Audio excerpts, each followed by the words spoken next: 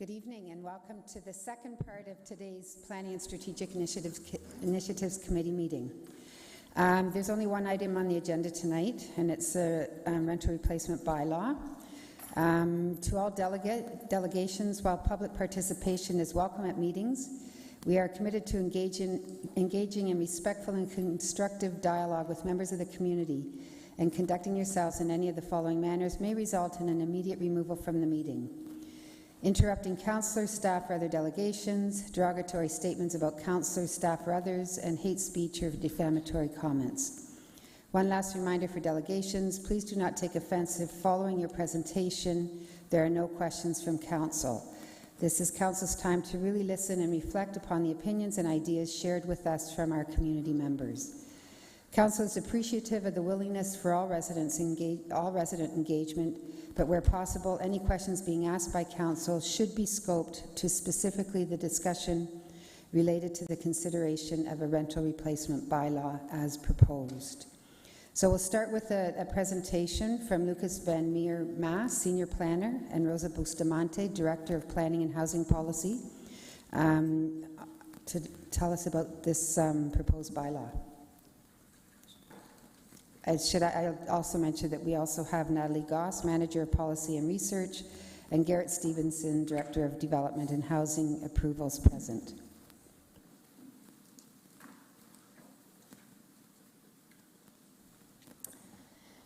Good evening, Chair, members of Council, and community members who have joined us this evening.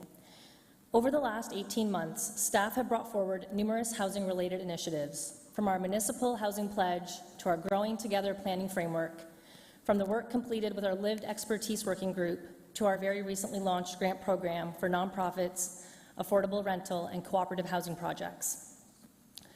From the work, and now, after extensive conversations with other municipalities, community collaborators, and the development industry, planning staff are bringing forward the first rental replacement bylaw in Waterloo Region and the fourth one in Ontario. Through the work completed as part of our Housing for All strategy and Housing Accelerator Fund initiatives, Kitchener has transformed the way we approach housing in our community. Many of our housing-related initiatives have supported housing supply with streamlined processes, faster decision-making, and the reduction of red tape. Tonight, staff are proposing a new tool in our housing toolkit, a rental replacement bylaw that encourages development while striving to minimize displacement. Tonight, you will hear from some delegations that a rental replacement bylaw adds an additional financial consideration for new development.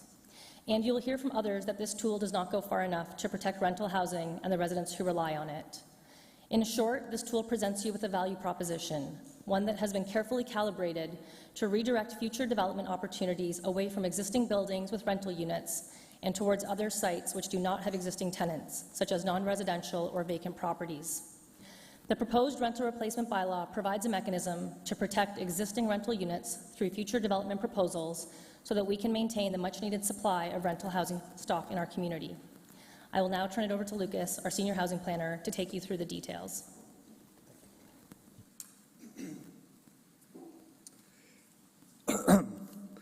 So it was within the context that Rosa has just described that we developed the rental replacement bylaw. We believe it contributes to a key part of the city's vision, namely that it needs to be a city for everyone, a city in which there's housing for everyone of every income and at every stage of life. To achieve the principle expressed in the city's vision, we believe we need to advance policies that preserve the opportunity to grow and intensify, while ensuring that no one gets left behind, and that the gaps that leave renters vulnerable to displacement are covered. At its essence, this bylaw is about balance. It's about advancing two intertwined policy objectives, creating a planning regime where development and large-scale intensification remains viable. And the city has worked hard over the last few years to achieve a nimble and adaptable planning regime to that end. But this bylaw is also about matching those changes with a policy that reflects the role of rental housing in the city. Rental housing built between the 50s and 60s provides the bedrock of the city's affordable housing rental stock, and staff believe that there's a practical imperative to protecting this important asset, this irreplaceable asset. This is a policy also developed with a keen eye towards, there we go, its effect on the development market.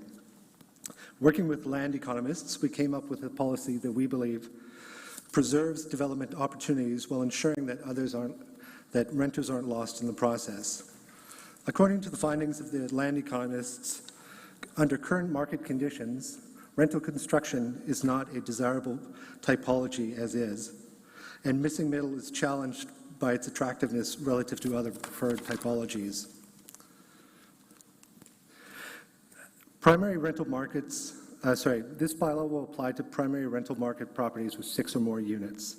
The bylaw will apply if a property is going to be converted or demolished.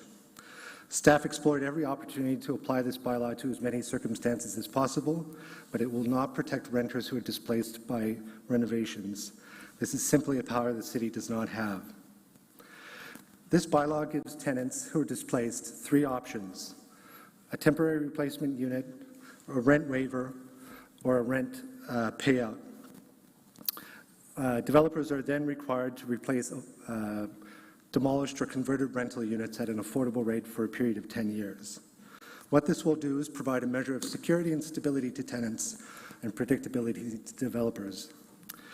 The recommendations before Council today are to pass this bylaw and to direct staff to continue to develop guidelines for the bylaw. Thank you. Okay, thank you for your presentation. We'll hold off for questions from staff after the delegations. So we have, before we get to them, I'd just like to mention that we've had 3 written submissions, one from Tiffany Cassidy, one from Jackie Wells, and one from Stephen Litt. And Council has access to them, and they're all part of the public record. So our first delegation today is Sean McKinnon.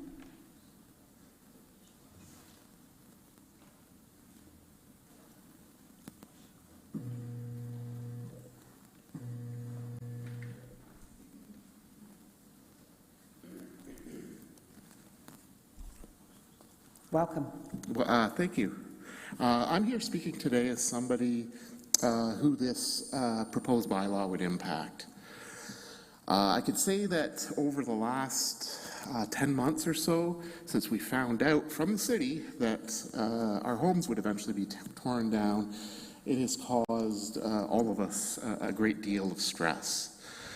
Something like a bylaw like this would basically alleviate all that stress. I understand that we don't want to discourage development. However, let's be honest. Your own analysis says that this would impact very few developers. Most developments for new housing are happening on either vacant land or they're tearing down a non-residential building. We have a lot of empty land in this city. We have a lot of buildings that aren't being used. We have a lot of empty office space. Why do people need to tear down what little affordable housing we have to put up a high rise, to put up high income housing? We know, you know from your own analysis that we're losing affordable housing at a very high rate. And we're not building new affordable housing. The charities and the nonprofits and the co-ops, they can't keep up with the demand. So unless there's an incentive for developers to build affordable housing, it's going to keep going like that.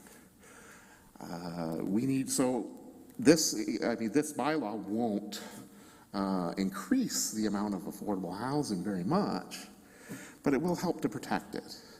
As the people before me said, it will help encourage them to go somewhere else to build their the development.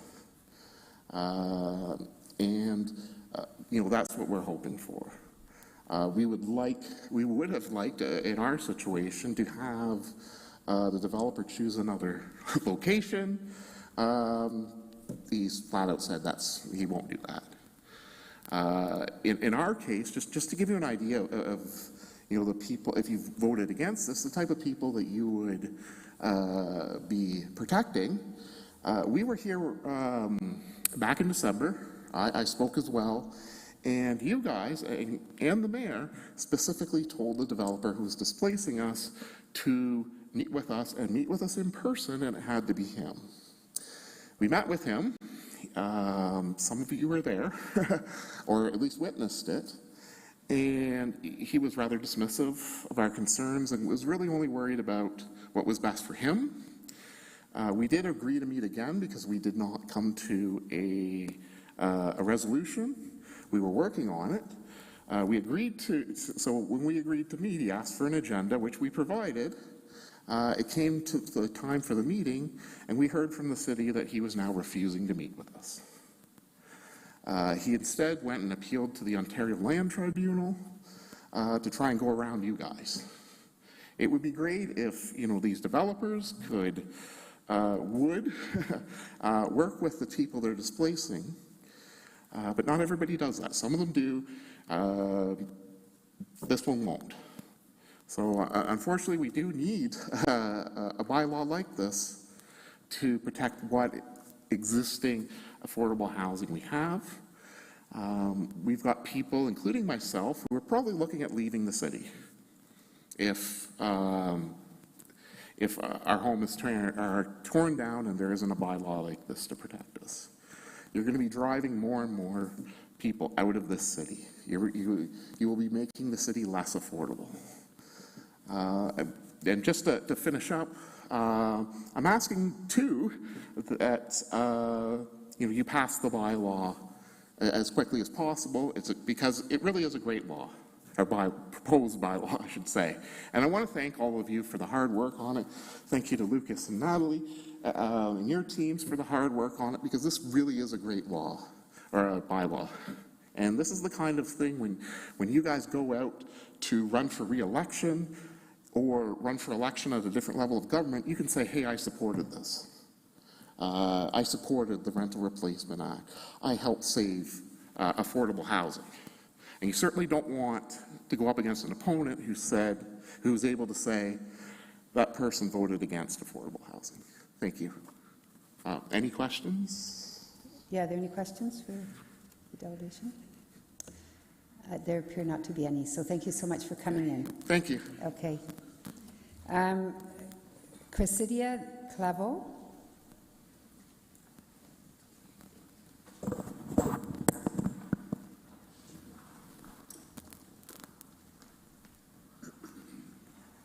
Welcome. Hello. Thank you, everybody. I want to thank you for allowing me this chance to talk, and I want to also extend my thanks to city staff for all the hard work that you've done on this particular bylaw as well.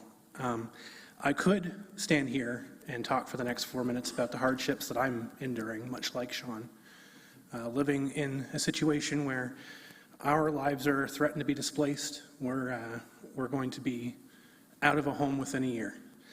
And if this rental replacement bylaw had been in place, we would have had a lot less stress. But I'm not here to talk about myself today. I'm here to talk about everybody else that this could affect.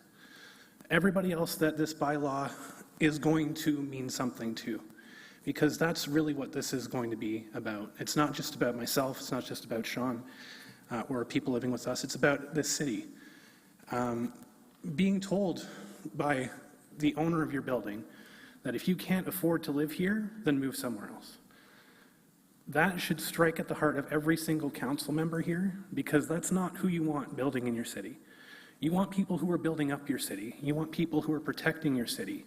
And this is up to you. This is up to all of you to vote this in and bring this in, because it really is stopping bad actors coming in under the guise that they're going to be good for your city, good for your region. It's going to stop these bad actors from coming in and displacing the people who are going to be the future lawyers, the future doctors, who are going to be the future event runners, the future city councilors. These people that I've met in my small area are wonderful individuals, some from other parts of the world, very bright minds, very smart children, We're going to be displacing these families. This rental replacement bylaw, which covers dem evictions, not renovictions, but again, room for improvement. This is the base. This is the bottom level. This is what we're asking you to consider, and this is what we're asking you to pass today. Well, not today, whenever it gets voted on. But we're asking you to consider this because this is the future of this city. We don't want this to turn into a situation where nobody can afford to live here, where everybody is just pandering to whichever preferred group of tenants. As there's been places that I've been looking at that have been geared specifically towards businesses, preferred to rent to people that work for Google, preferred to rent to people that work for Deloitte. That's not what we want in this city. That's not the message we want to send to people who want to come here and who want to contribute. I've done a lot. I wasn't born here. I was born in East York. I was raised in Barrie. I moved to Kitchener to help out my father who was having some financial trouble.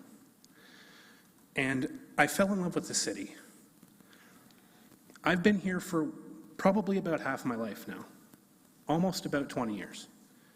And I can say that Kitchener has such a rich history of inclusion, such a rich history of just great people that come from here. We have celebrities, we have athletes, we have tons of people that celebrate this city.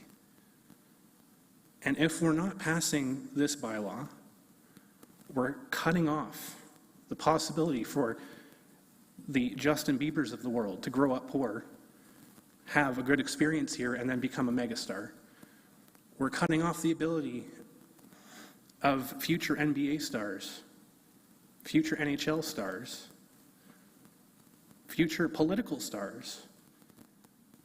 Have to think about this. It's not just the people that are in great positions financially that should be allowed to live here. It should be everybody that should be allowed to live here. Thank you. Thank you. Thank you for your comments. Any questions? Looks like we don't have any right now, so thank you. Thanks for coming in. Next we have Megan Walker.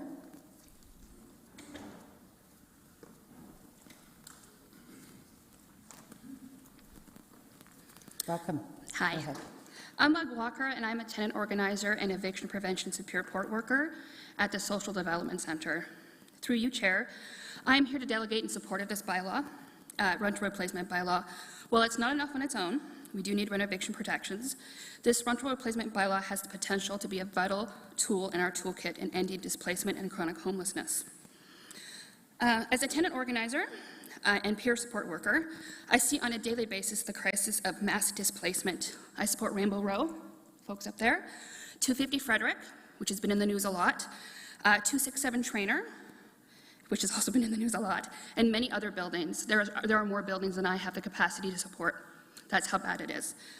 And those are just the cases that come to me. I know actually there is a far bigger crisis that has not even reached my doorstep yet. These are filled with tenants at the very real risk of losing their homes and having nowhere else to go. Sean talked about leaving the city. There are people that can't afford that. It's not an option, and people shouldn't have to leave their communities for developers. So I also recognize, again, that these cases are too much for us as a whole, and this bylaw would be a super important part, that's my professional language, of an infrastructure that would protect tenants before harm began in the first place. So the housing crisis is an eviction crisis, but it's also a housing supply crisis. And as per the 2021 census for Canada, we are losing 39 units of affordable housing for every one that gets built. The issue here is not just that we're not building enough, it's that we're losing housing. And this bylaw would go a great way to make sure we retain the stock we have in the region and in Kitchener specifically. My peer support worker friends and I and colleagues, we talk every day about how our job feels like we are putting fingers in a dam and there's no stopping it. We are not up to the state of the crisis. It is overwhelming, and we need municipal measures in order to stop it, to stem the flood and the hemorrhage that we're facing. This bylaw, again, has the opportunity to mitigate the swell of illegal evictions and unlawful and unjust evictions across Kitchener and the region. So again, I support this bylaw. And also because we had the Lived Expertise Working Group earlier, in the spirit of the LUG, which you were so kind to continue funding for the next 2 years, I also invite continued consultation with organizations like my own, the Social Development Centre, and groups like ACORN. Lucas has been very generous with his time and his consultation and his, the communication that we've had, and I think that has been very heartening to see from Kitchener City staff, how much they care and how important it is to the City Council. And we will happily work with you and ACORN and Waterloo Regional Community Legal Service and any other stakeholders on this bylaw and the other bylaws that I know that you will pass that we also need to prevent the housing crisis. Thank you. Thank you. Questions? Just hang on a sec. We do have a question. Councillor Ioannidis. Thank you for coming in, and thank you for your presentation. I'm just curious, have you contacted your MPPs at all? I am in constant contact with the MPPs. Okay. And I understand that other levels of government are very important for this work as well. And that's why every time I'm in front of Kitchener City Council, I encourage you all to advocate. I find that in my job as a frontline housing worker and as somebody who interfaces a lot with local government, we all have to be advocates for this. And so, yes, pass this bylaw, which is important, but that's only one piece. Advocacy is another piece, and I agree that we do have to get funding from governments. Okay. So you made a really good point when you said finger in a dam. Yeah. To me, that doesn't seem like it's going to work. For me? A finger in a dam, to me, seems like a futile attempt to solve something that's not really solving the issue.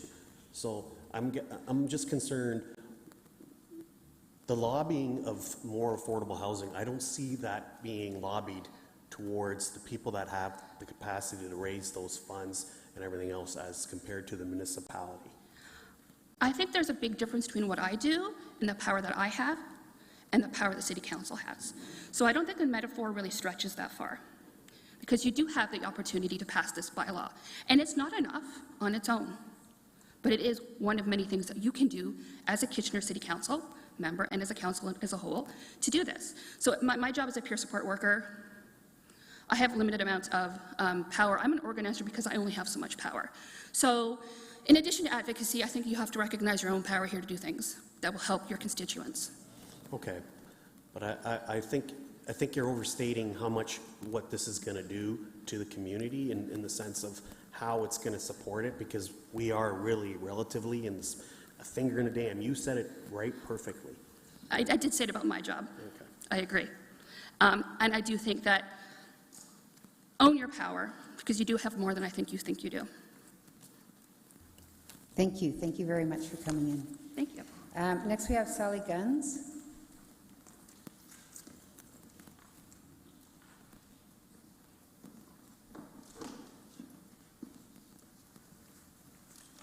Welcome. Thank you, Madam Chair and councillors. I'm not going to spend much time because I'm here simply to express my support for this bylaw and to urge you all to pass it in due course, two-stage process, but also to thank staff for their consultative process, for their willingness to listen, and for the excellence in which they've drafted this. It's really good to see this kind of thing moving forward. I need to say, also, following up what I said last time I was here, I think this has been a true eye-opener for me to see real, on-the-ground crisis of housing. I think we all read about it constantly, but when you see your friends facing homelessness, potentially, and true hopelessness, it is an extraordinarily powerful thing for someone of real privilege, as I am, and I suspect all of you are. As to the question of whether this is just a finger in the dike or the dam, whatever we want to say, yes, it's only a small measure, but so have been most of the measures that you have passed at this council and will continue to pass. They're a collectivity of small measures. you probably don't have the power to approve 10,000 units, as I saw in the newspaper today, that Habitat for Humanity wants to do. You don't have the land, you don't have the money, etc. But you do have these powers to make small projects, small changes that we right now observe are creating further homelessness. They're not going to solve existing homelessness, they're going to prevent further homelessness, which is critical. So yes, it's not a broad measure. No one's pretended it is going to be, but it's a very important one that affects real people and will continue to affect the housing stock in this city. So I urge you to approve it, and once more I thank staff very much for drafting something that's going to really solve problems for individuals in this city. Thank you. Thank you. Thank you for coming in. I don't see any questions, so thank you again. Thanks. Next, we have Lynn Intini.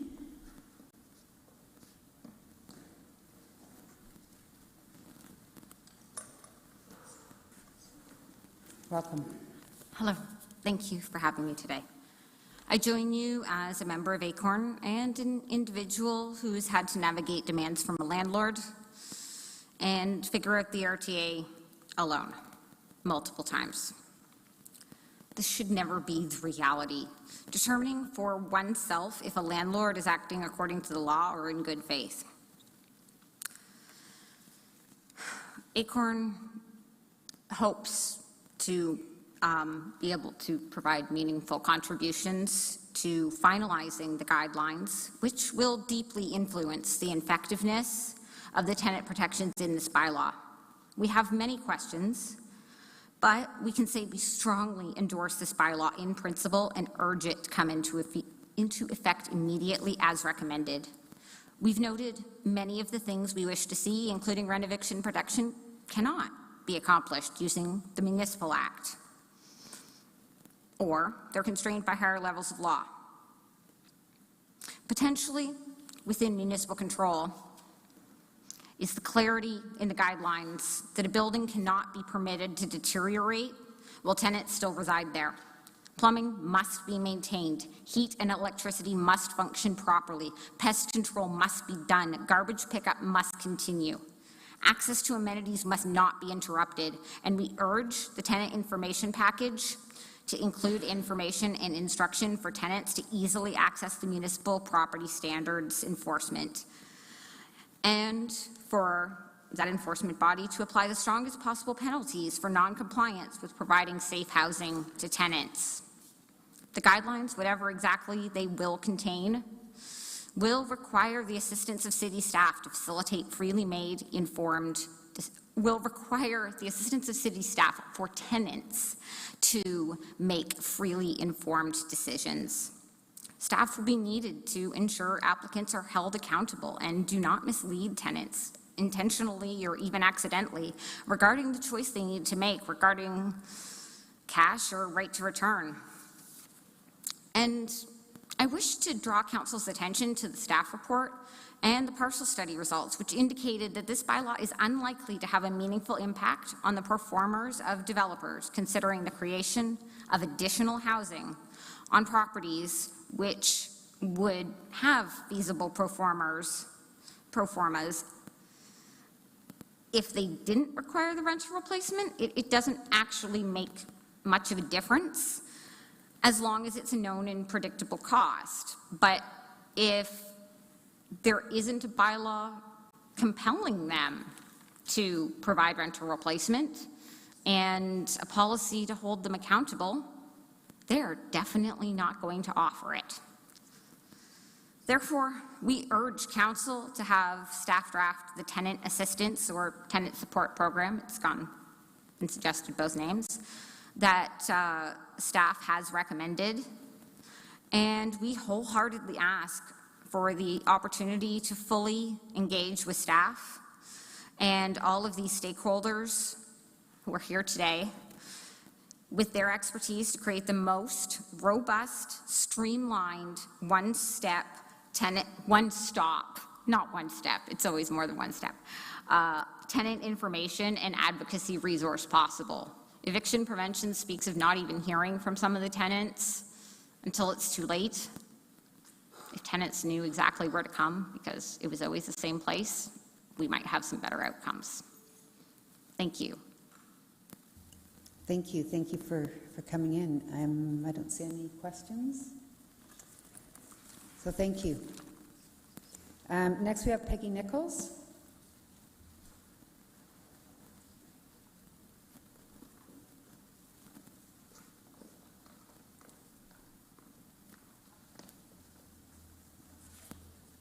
Welcome. Thank you. Thank you, Madam Chair and councillors. My name is Peggy Nichols, and I'm presenting on behalf of the Victoria Park Neighbourhood Association Development Committee in support of the rental replacement bylaw. Let me start by saying how much we appreciate the city's initiative in directing staff to draft this bylaw. It shows an important commitment to finding multiple ways to address the need for affordable housing in our city.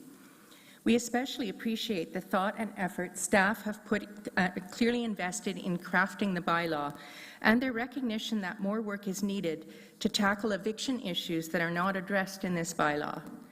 As we all know and see on a daily basis, and as we've heard so far this evening, Kitchener is suffering from an extreme lack of affordable housing. Tenants who are currently living in affordable housing are experiencing a high, unhealthy level of stress because of impending eviction notices. Rainbow Row, 250 Frederick, and the Henry Walser Funeral Home renovictions are just the most recent and visible examples of what's happening across the city. These people have no place to go. Not only is there not enough rental housing available for tenants who need it, but low and even middle-income tenants have no hope of competing for the much more expensive units that are available. Our hospitals, police services, mental health agencies, shelters, and ultimately our streets reflect the consequences. We believe the bylaw strikes an appropriate balance between three interrelated goals: increasing housing supply, preserving existing rental homes, and protecting tenants. It also builds on policy direction in the regional official plan, Kitchener's official plan, and Kitchener's Housing for All strategy, and the direction provided by you as a council in December 2023. This bylaw will require landowners seeking to demolish or convert 6 or more rental units to provide alternative housing or compensation to tenants, and require the provision of replacement rental housing in new developments. Tenants would be offered the choice of a replacement unit, a rent waiver, or compensation. Replacement units would be required to be provided at affordable rents for 10 years. The bylaw would disincentivize proposals to redevelop existing rental properties without contributing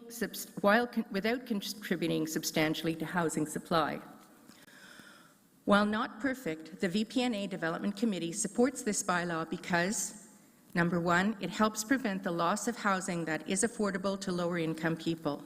2, it guarantees tenants whose home is being demolished or converted the choice of, first, an equivalent place to live at the same price, or a rent waiver, in other words, the option of remaining in their unit for 12 months rent-free with the obligation to vacate thereafter, or a cash payout, the option of receiving the cash equivalent of 10 months' rent and the obligation to vacate the property in 2 months.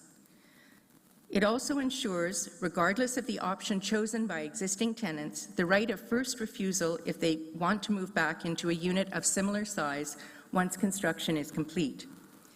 It guarantees this unit will be available to them at an affordable price. And finally, it guarantees the new affordable units will be kept affordable for 10 years, even if the original tenant doesn't move back in. While we support this bylaw, we are concerned by the proposal that tenants pay a, quote, affordable rent when moving back into the new or converted building unit. We therefore recommend that, 1, the unit in the new building be provided to the existing tenant at the same rent, rather than an affordable rent, when they moved out, or at an affordable rent that is tied to income, with affordable being defined as 30% of a full-time minimum wage job. And if the existing tenant doesn't move back in, the unit would be rented at an affordable price that is tied to income as described above. And finally, that the city ensure the replacement unit be rent controlled.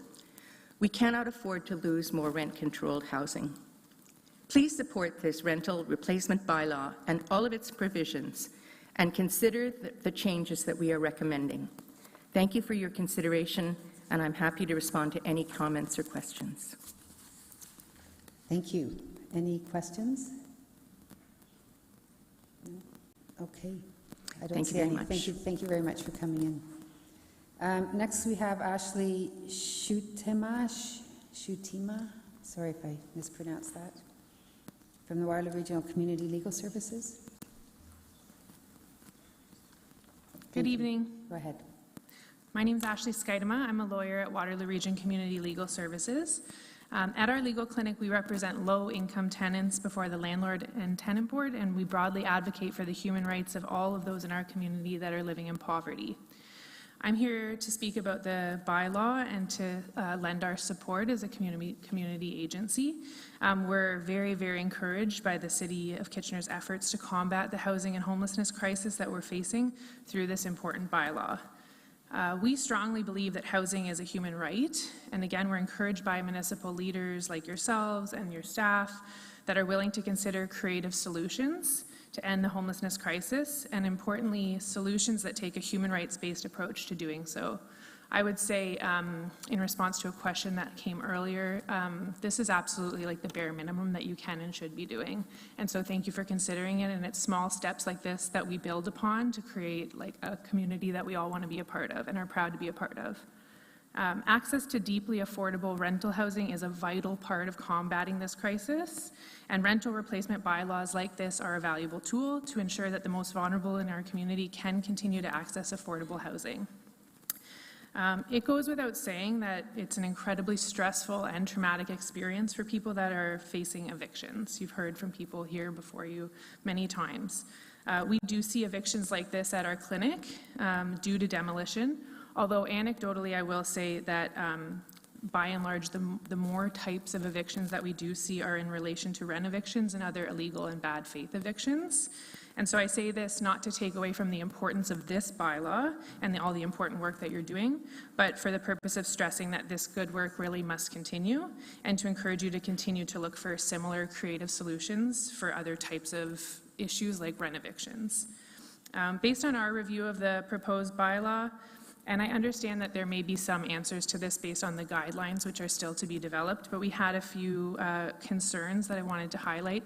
And again, this is certainly not to delay the passing of this bylaw. We think it's like essential. There's urgency needed. It needs to be passed by you folks today. But this is just to get some clarity for some of the most vulnerable in our community on some things that we noted. So for the option where the tenant has the right to return to the unit once it's built, we understand and we hope that rent will be set according to Section 53.3 of the Residential Tenancies Act. And so that's essentially that it's the same rent that it was at before the the demolition took place. We hope that this rental amount will also continue to exist in the circumstances that should that tenant vacate the unit and someone else should come in. We would suggest that that rate really needs to stay at the same rate of rent. Also for the rent waiver provisions and the cash payout provisions, where the developer is required to provide a unit in the new building at affordable rent. We have some concerns about what that means, and I'll echo the previous delegate that market rent is really not affordable for many, many people that live in our community and many of the people that we see at our community legal clinic. So we'd encourage you to consider a way where you can have an affordable unit be something like the similar rent that it was at before the demolition. And if there's a way you can consider that, we'd strongly encourage you to do so. Something else that really stood out to us from the bylaw is that the way that it's currently structured, and I'm talking specifically about Section 18C, this places the onus on the developer to notify the tenants. and we know that this creates all kinds of problems. So in order for you to meaningfully protect the rights that you're trying to establish here, the city, we'd recommend that you be the one to notify the tenants of their rights set out in the bylaw, and also consider providing education and communication on those rights. It would be essential in a settlement community like Kitchener that these communications be provided in the tenant's native language, and that any accessibility needs be met for those tenants. And then finally, our last concern is that it's not clear in the bylaw how these important rights will be enforced for tenants. So rights that exist without an enforcement mechanism are essentially empty rights. And as many of you know, the Landlord-Tenant Board itself is in a crisis. And my understanding is that potentially some of the rights that are set out in this bylaw, that Landlord-Tenant Board may not have jurisdiction to even consider. So this is something we hope the city would turn their mind to develop a really meaningful enforcement mechanism for these rights. And that would also be tied in with the communication and education piece. So all this is to say, I'm out of time. We're supportive of the bylaw. Again, none of these criticisms are meant as a way to say don't do it. Absolutely do it. The time is now, but just some concerns that we had. I'm happy for any questions you may have. Thank you. Great, thank you for your presentation. We have several questions. Councillor Ioannidis? Yeah, thank you for coming in. And based on your professional experience, you did mention that gap between rent evictions and demo evictions. Can you give me like a ballpark figure of what the difference is? I think the issue with us at the clinic is that, so I don't have the stats. I was speaking to like our intake team to try to get an idea, and they said we do see a lot of folks that are dealing with demolitions, but by and large, a lot of the people that we serve, that we end up representing, are rent eviction folks. And I don't know, that might be because there's an income cutoff for the people that we serve. I don't know. But all of that to say, and like I said, when I delegated at Regional Council about evicting people from homeless encampments, sure, we need the province to step up. We need the federal government to step up, and absolutely, that's true. But as a city council, the least you can do is pass something like this. It's the bare minimum. Don't evict encampments, get these bylaws established, and those are powers that are available to you. So I'd really encourage you not to look at like things that are, it's not perfect. Of course, people like me are going to be here saying we need more, it needs to be better, but it is great that you're even considering it, and it should be put in place immediately. Okay, thank you. You're welcome. Thank you. Next we have Councillor Davey. Yes, thank you. Thank you for the presentation. Actually, first question, are you here just again from the interests of your position, or are you representing anyone in particular? No, I'm just here to represent the clinic. Excellent. Broadly, yes. The only question I have is, and it's a question I'm going to ask staff as well, is all of the compensations include a new unit in the same building. What would your thoughts be, and I'm just trying to understand what the implications might be if an affordable unit could be provided somewhere within a radius, for example, but off-site? That's a good question. I don't know the answer. I mean, I think if the policy is to keep people housed in a place that's affordable and that's comparable and geographically comparable, I don't know if I would see necessarily a problem with that. But I mean, like if we're talking about taking someone that lives in the core of Kitchener and offering them a space in Wellesley, that's not going to work. So I guess there'd have to be parameters. Okay. Yeah, thank you. I just thought I'd ask because you obviously seem very close to the stuff, so I thought I'd bounce it off you while you were here. Thank you for your presentation. Those are the questions. Thank you. Thanks for coming in. Thanks. Next we have Acer Bonaparte online. Is he here? Are they here? Yeah.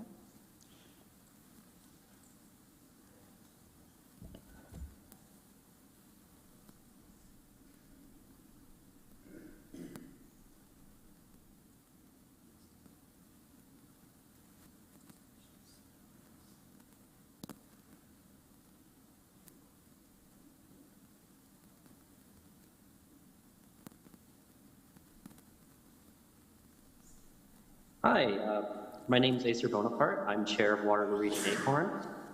I just wanted to speak today on behalf of Waterloo Region Acorn and as myself in support of this bylaw. As many people have noted, the bylaw can go a lot further, but through talking with our chapter members across Kitchener, it's clear that something is better than nothing, and something needs to be done immediately to help people keep the affordable units we do have, and to ensure that while we are building, we're keeping our affordable housing stock. So I definitely advise that this be a stepping stone and not the final destination, and that if you need any ideas of where to go, please reach out to Waterloo Region Acorn, and we'll be here along the way. That's all. Thank you. Thank you for coming in and sharing your thoughts. I don't see any questions, so thank you. Next, we have Mohammed Youssef.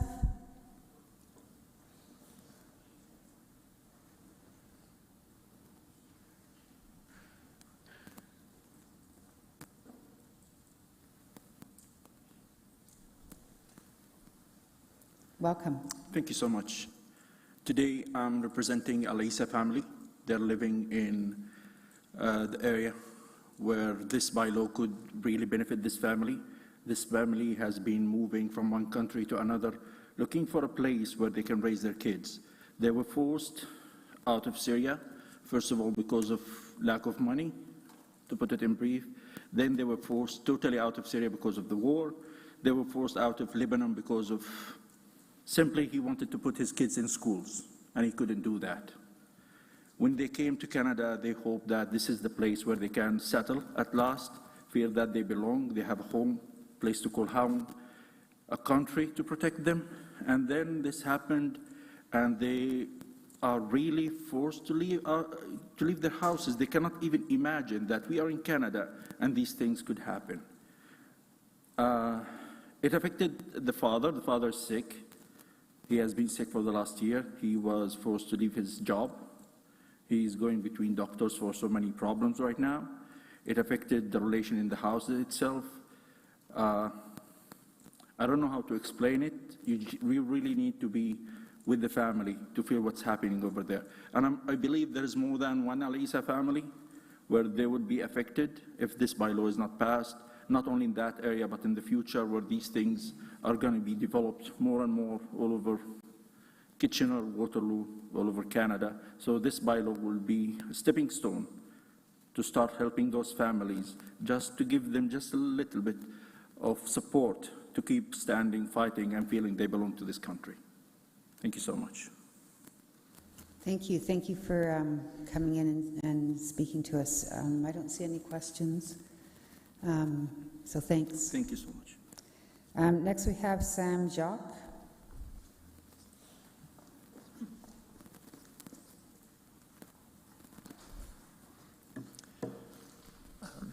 Go ahead when you're ready. Thanks. Hello. Welcome. My name's Sam. I live in Kitchener, and I wanted to talk about a specific thing that I saw in the agenda on this, which was the report from Parcel. The report from Parcel on trying to answer this economic question of what are the economic impacts. And the reason I focused on this is I'm a mathematician, and numbers kind of make sense to me. But I also know, I'm keenly aware that numbers need context, and also that understanding the models that go into making these numbers is really important.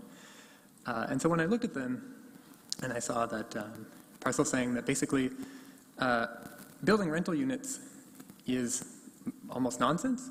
They had kind of a rate of return of only about 4.8%, which in today's market seems really small to me. You know, there are much less risky investments you could take on than trying to build a real estate development that would get you better returns. And when I look around Kitchener, people are building these rental units. Companies are deciding to do this. And so it makes me think that maybe the model isn't quite everything, that there's a little more going on than the things that actually go into a model like this. And this makes me broadly think about kind of the way that we approach this issue of rental replacement. So I'm very, very much in support of this.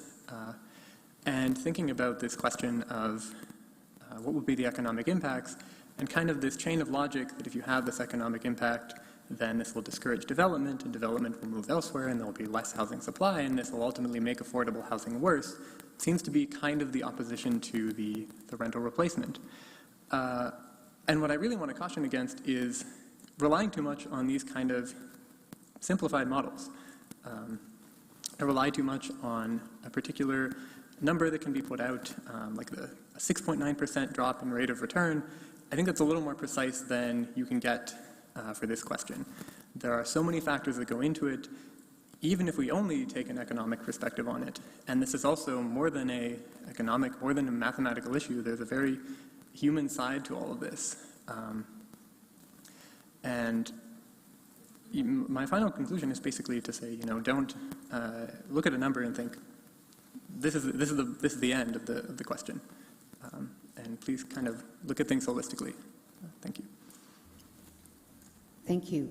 I do have a question. Beyond the economics of housing, which you're saying we've got to look beyond that, you mentioned the human factor. Can you elaborate a bit more on that?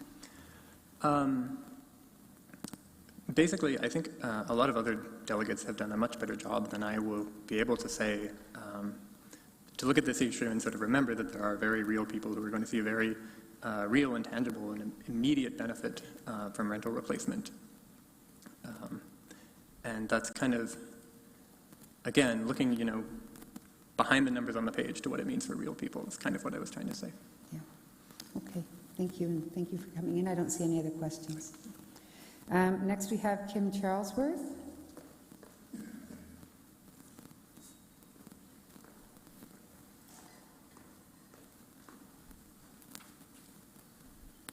Welcome. Good evening. I live on Lorne Crescent in the Mill Cortland area of Kitchener, which is part of the St. Mary's Heritage District, and it's a whole bunch of tiny little homes from the 1950s, and I am extremely grateful to be able to live there.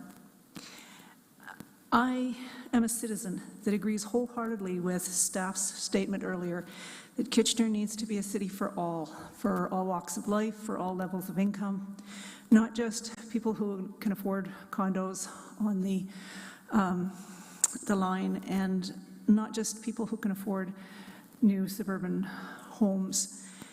I support the bylaw, and I believe the premise stated by staff that the bylaw disincentivizes proposals to redevelop existing rental properties without substantially contributing to the housing supply. Because that's what we need to have happen. We need to have a contribution to the housing supply, not just ramping up the quality of it. We need all levels of housing for all people. Of course, there's some concerns, which I'm going to speak to, but my priority is to encourage you to adopt the proposed bylaw as soon as possible, tonight maybe, and worry about potential improvements in the future as staff figure out the details. And the reason I'm asking you to do that is what has been said by many others. Because of the pace at which developments are happening in our communities, including demolitions of current affordable housing, which then could actually lead to homelessness as opposed to people living in homes. So my concern mostly is the definition, or the fact that there is no definition of affordable rent. I strongly suggest that a definition be developed and included in the bylaw. And I also strongly suggest that the definition used be that of CMHC, which is 30% of a household's before tax income. Some of the definitions that have been suggested by our current provincial government bear no relation to what a low-income earner can afford, and therefore directly contribute to increased homelessness. I'd also like to suggest that it's critical that work by staff and council with the aim of finding ways to apply protections to rent evictions continue, because they, if anything, are more common than evictions due to demolition and with far less actual improvement in our housing supply. We know that the City of Hamilton has introduced a bylaw on rent evictions, and in the City of Toronto on May 30th, staff reported to Toronto City Council with recommendations for developing a rent evictions bylaw. So there's lots of good examples out there. There's lots of ways to start work on that as well, and continue that. So thank you for the opportunity to talk to you. Thank you. Thank you very much for coming in. I don't see any questions. No? Thank you. Then we have Ryan Murdoch.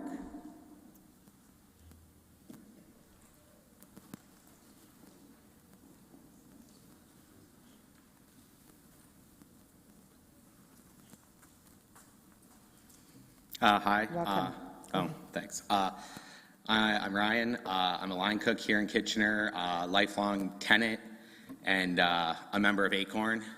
I'm here as a citizen, a resident of Kitchener.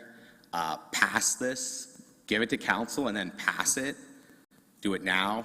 Should have been done before, right? Save, like you've heard, you could save people grief. You could start doing it now. Presumably protecting the innocent is what you tell yourselves you got into politics to do. I hope it is. Otherwise, you're real cynical. So do it. It's not going to solve everything, but what a disingenuous frame of mind to approach this, right? Honestly, a finger in a dam isn't going to solve everything, but it's really important to the people about to get washed out by the dam, water's flowing, right? You're the one who said it. I'm looking at you, yeah? It's important though, right? So put your finger in the dam and help them. Do it. It's frustrating we even have to be here doing this at this point when the housing crisis has been going on since all of you got elected, right? It's not brand new. So yeah, that's just do it. I don't know how come there's not a clear definition of affordable housing in there, like people have mentioned. So I don't know if you can amend it today. Can you?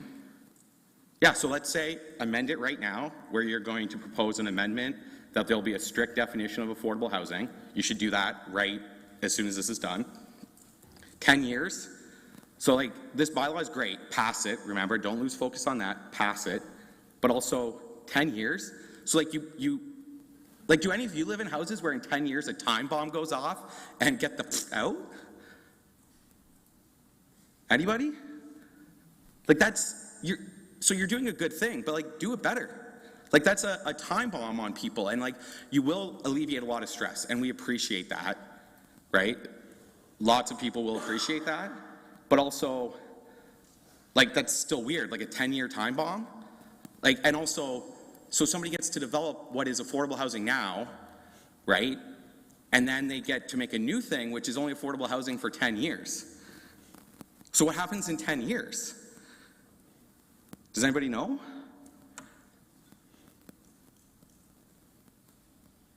Yeah, exactly. So how rude to do that to people. Because they're low income. That's upsetting.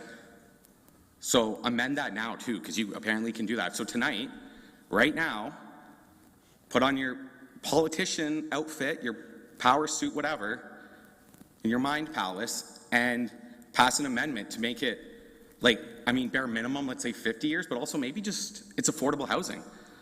Maybe it's just affordable housing. People can make money on affordable housing. They'll be okay, right?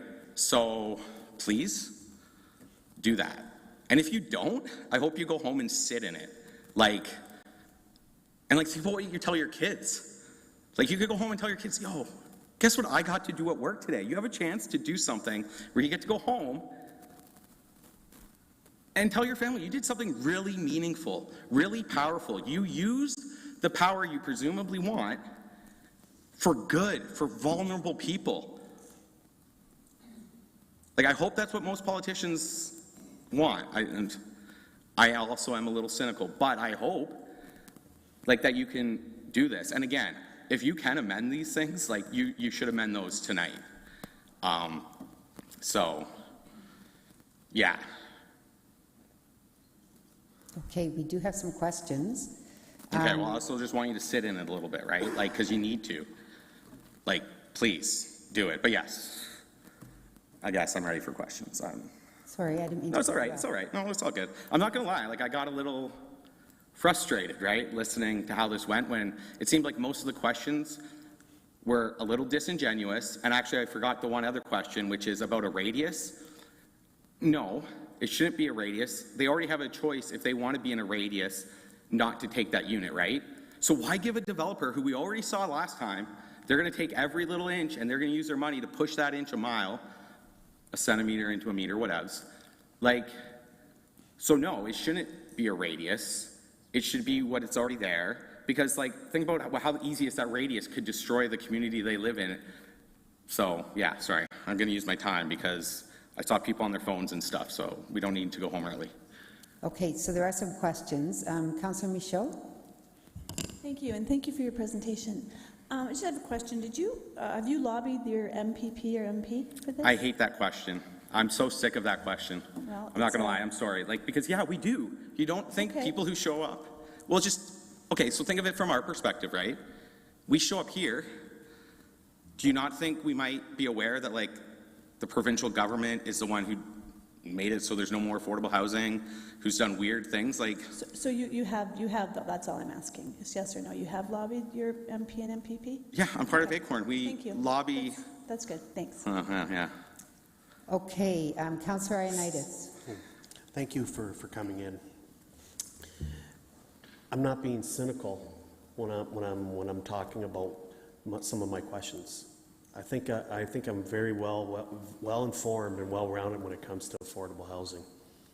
So my question is, with regards to your 10-year thing, I have the same concern. To me, it sounds like it's not going to work. So if that's being cynical, then I'm doing my job. So we can count on you to put forward that amendment tonight? To amend it to something more? What in your informed? Okay. Councillor Deneau.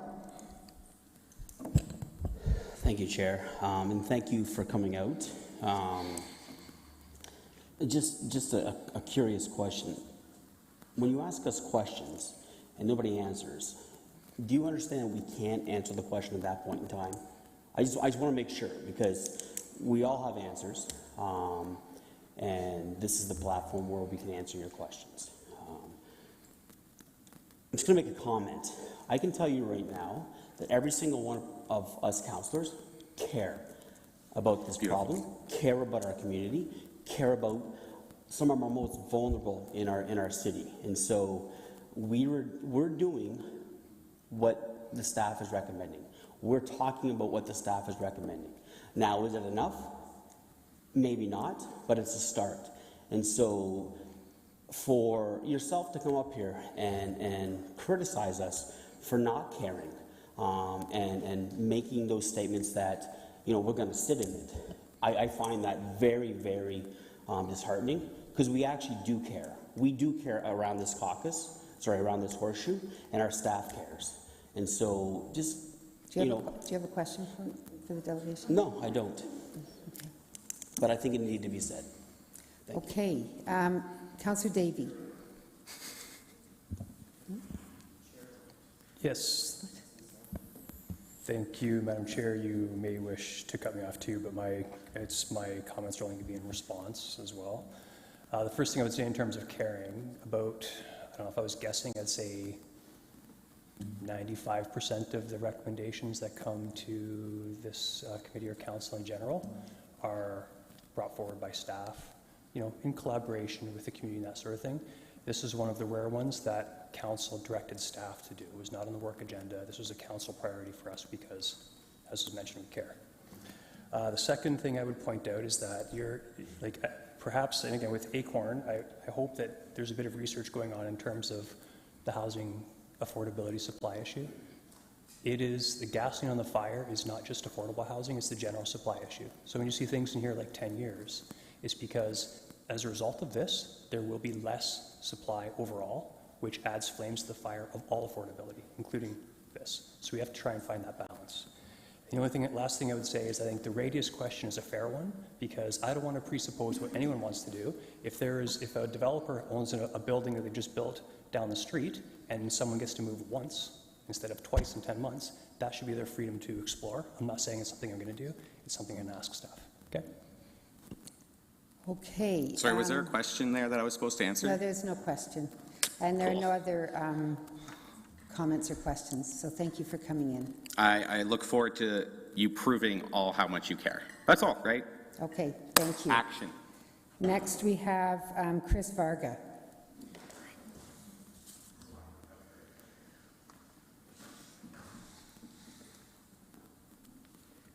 Good evening, all. So our current policies are a pipeline to homelessness. The growing homeless population is the visible sign that affordable housing is unavailable. It is also the tip of the iceberg when it comes to how much affordable housing is actually missing. Students, young people entering the workforce, more and more of the elderly, single parents, young families for whom a house purchase will forever be out of reach. And last but not least, the hardworking population which is subsisting on minimum wage. These are all people who will never find adequate housing within today's rental market. As long as the housing that is being built is geared to the investor and the top-tier tenant, the problem with housing availability will only become worse. Shelter beds are not good value for money and allows people in desperate straits to fall deeper and deeper into ultimately a state of permanent desperation. There are a large number of people who are still slated to lose their current housing as development comes a-calling to their address, only to be thrown into a rental market in which rents are fully out of reach. And for many others, market rents are stretching their budgets to the breaking point. The housing crisis is out of bounds of any one renter to fix. The housing crisis is fully within the domain of planners and legislators. Let's also not pretend that planning decisions have not created this crisis by prioritizing some types of housing over others. I leave you with this one question. Why are we putting more and more people into desperate straits? Thank you very much. Thank you, and thank you for your presentation. I don't see any questions, so thank you for coming in. Okay, that's it for the delegations. I'll now open the floor for questions to staff. Councillor Ioannidis. Thank you. Thank you. I'm just putting up my notes. So one of the questions that I've been hearing, and quite a bit from even some of the delegations, is this 10-year time frame. I'm just out of curiosity, how is that going to be managed?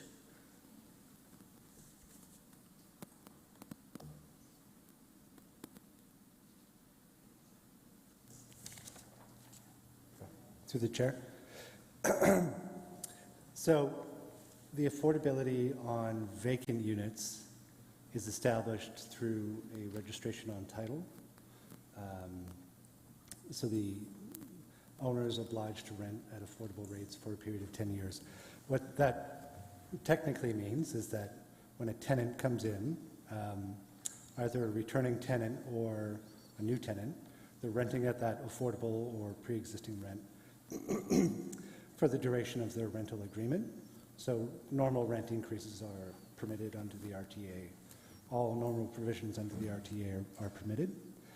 If that tenant leaves within the 10-year period, any new lease agreement that occurs in that 10-year period has to be at an affordable rate.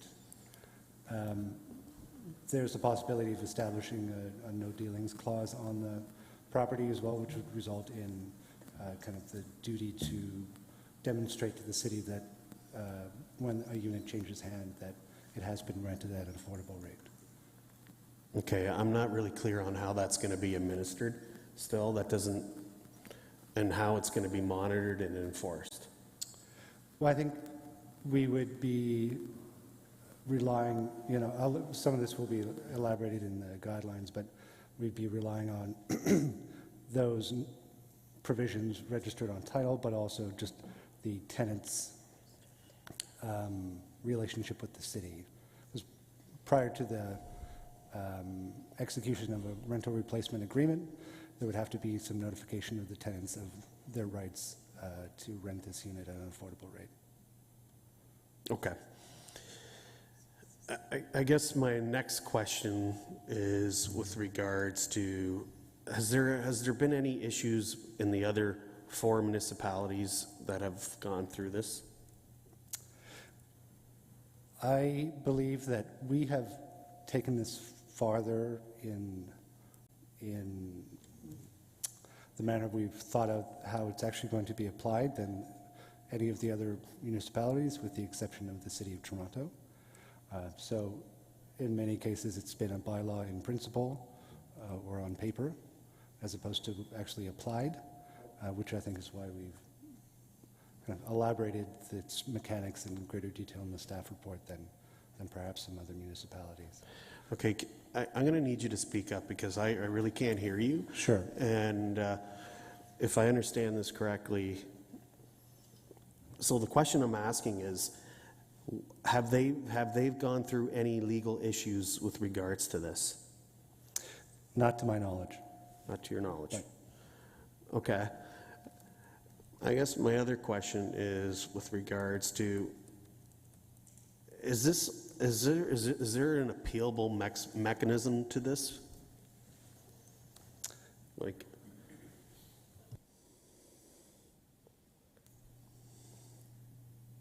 through the chair, this bylaw would be passed under the authorities under the Municipal Act, and there are no appeal mechanisms under the Municipal Act.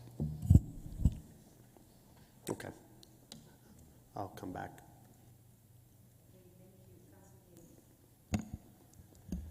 Thank you. I just want to start by being clear on what we're talking about here. There's, in the presentation, staff referred to finding the balance between building more housing and also preserving the affordable housing we have. But I want to be clear on this point. As a result of this recommendation, this recommendation alone, this will only reduce the overall supply of housing. Is that correct? Through the chair. That is not necessarily true. How? So how then? Because if we're adding costs and reducing pro forma as a result of this motion alone, can you explain to me how it wouldn't? Well, I think through other means, through the creation of a planning regime that unlocks significant development potential across the city, planning has created an opportunity for substantial growth and intensification. No, I agree. And growing together certainly increases it. I'm saying as a result of this specific item today. Well, there's housing across the spectrum that is relied upon to provide a healthy housing market overall. And if this bylaw, under certain circumstances, results in development being guided away towards sites without existing rental properties, then that contributes to the broader goal of creating a kind of broad and sustainable housing stock throughout the city. It's not necessarily a zero-sum game in terms of the total number of housing units. Through the chair, further to what my colleague just shared, I think it's important that we look at this rental replacement bylaw in the greater context, and also when we look at this bylaw with respect to all of the other housing work that's been in front of this council for the last several years. So, we are a leader in what Parcel in their report refers to as levers. So they indicate that there are some performers that are currently challenged. They're challenged for reasons outside of the control of anyone in this room, whether it's supply issues, whether it's cost of construction, whether it's labor. It is a challenging time to bring rental housing to the market. Parcel acknowledges that. This doesn't make that any more, it could add additional challenge, but it doesn't alleviate anything. But what this does is it's balancing what our expectations are for the industry. So you remember that Kitchener, through our 2014 official plan, we solidified an urban structure that talks about nodes and corridors. We've identified locations where we can have mixed-use zoning, so commercial properties that are large format retail that are closing, that have surface parking lots. It is now more advantageous to redevelop those with mixed-use developments because you're not displacing any additional residential units. Growing together increases the capacity for 100,000 units. 4 units across the city as of right allows for increase of supply. What we're doing is we're saying we're rebalancing a little bit of the interest here. There is an advantage currently if you purchase 6 residential dwellings, redevelop with a residential development. That increases supply, that addresses the housing crisis. No question about that. What we're saying is there's other opportunities, there are other spots in the city where additional growth can occur. This just says that if we've exhausted all those options, and there is displacements that are being occurred, that those units have to be replaced as part of a new development. So Parcel does conclude that there would have to be approximately 145 units as part of a redevelopment where this no longer impacts the pro forma. Council will recall there's been many site-specific development applications for towers with way more units than that. We think that this is not going to stop all development. This could tighten pro formas on a couple of projects that we would see. But what I'm saying and what Parcel's confirming is that those are already stressed right now for parameters outside of our control. Yeah, thank you. And I was going to cut you off, but I thought it's important to have the broader context. But I still want to be clear that we've done several things to increase the general supply. But again, if we're being honest, the specific part of it is balancing the other way. This is going to be bringing down some of the pro forma and limiting some supply. And that's okay. And I'm going to be supportive of this, as you'll see, but I think it's important to know what we're doing. Sorry, by way of comment. To follow up on the question I had earlier, and I guess apologies if I didn't raise this with staff before, but I'm intrigued by a recollection of a displacement in my ward about a year or two ago, where a developer had built a building next door, and they were displacing people on the properties adjacent, and they had found, well before this was in place, they had found spots for them in that adjacent building. So I guess my question is, what is preventing us, either by that mechanism or by when we bring inclusionary zoning online, which is 25 years, not 10 years, by making sure that those people, there's some sort of mechanism in place between the developer that those people can move into an affordable housing unit that is within a to-be-determined radius that isn't inconvenient to the residents?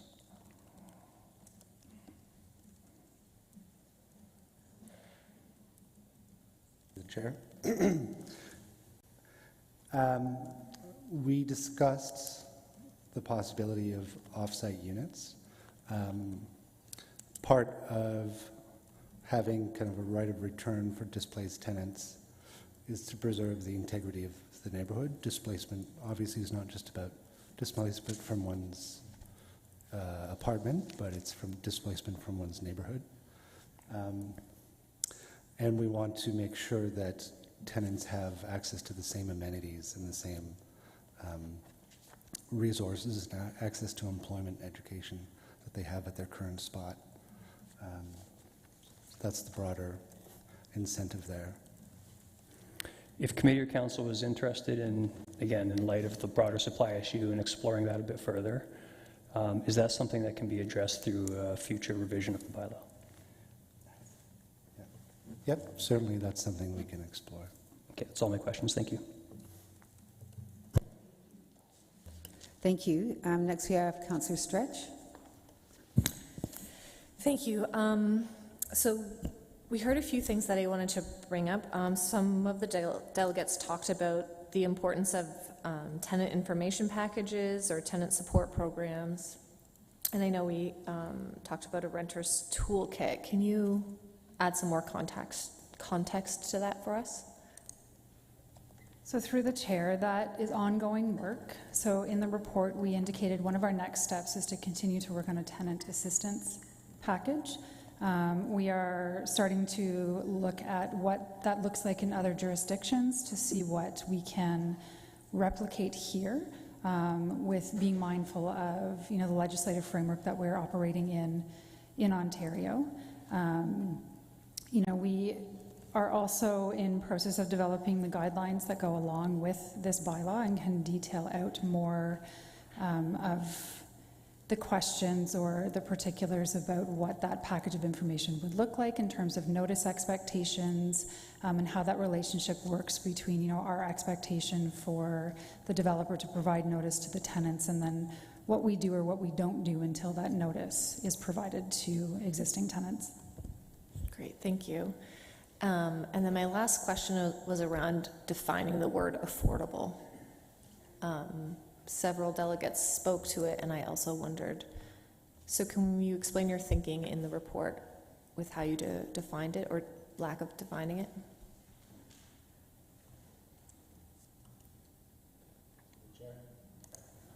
Through the chair. So for tenants that are taking a rental replacement unit and then in turn taking a permanent replacement unit in the replacement building, their rent will be equal to the rent they paid at their original place, but that rental agreement will be subject to all the normal provisions of the RTA. For affordability, we're relying on the official plan's definition of affordability, which for rentals is, I'm just drawing it up here, apologies, is 30% of net income. So I apologize here. Housing for which the rental price is the least expensive of a unit that does not exceed 30% of the gross income for low and moderate income households, or a unit for which the rent is at or below the average market rent of the market area. The market area being defined by CMHC statistics. Okay. Is it possible for us to define that based on the tenant's last month's rent paid, before a 3% increase, or, can we define that differently to help for tenants, make that predictable for tenants? For tenants returning, the rent will be equivalent to the rent they paid before they moved, so there won't be a big sticker shock in that regard. For occupants of a new unit, we're relying on this more kind of universal definition of affordability. Just given with some of the legacy rents we're going to see possibly in some of these projects, it may not make total sense to replicate the rent roll of a building with tenants who started tenancies in the 70s versus somebody who started a tenancy in the last year, for instance. So I think that's our rationale. Thank you. Councillor O'Dooney. Thank you, Madam Chair. Thank you for your presentation. So I just had a few questions here. I need a clarification. So these three options that are here, the temporary off-site replacement unit, rent waiver, cash payout, who has the power of choice when it comes to selecting? Is it the owner or developer that picks, or is it the tenants that selects which of the three that they would prefer? Thank you. Through the chair. That would be the tenant who would be able to select which option they'd prefer. And that selection would be registered on an agreement between the tenant, the developer, and the city. I didn't hear that, sorry. And the what? The tenant would choose, and in turn that would be reflected in a rental replacement agreement between the tenant and the landlord and the city. Okay. Thank you. The information you shared with us says there are 21,400 primary rental units right now in Kitchener, approximately. Out of those number of units, how many are currently at the affordable rate? Do we have an idea? I can't speak to that statistic right off, but I'd be happy to provide that information. Okay. And lastly, what if a developer just, devil's advocate here, decides they don't want to build a rental unit, they're going to build a condo that they're going to sell for each one? What happens in that scenario? Are they still covered, or? Yes. So in that scenario, we would anticipate that rental units would be provided in condos that would otherwise be sold. So the developer would retain an interest in the property for those properties, those condo units for which they're required to provide rental units. Okay. Thank you. Thank you for your questions. Councillor Schneider. Thank you, Chair Chapman.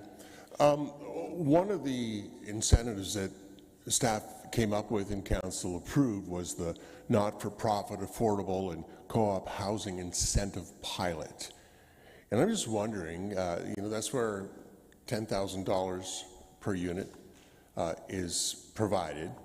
In a case where a renter would be moved to a new building, and the developer worked with a not-for-profit provider in the new building, could that $10,000 be used with this housing incentive pilot in a case like this?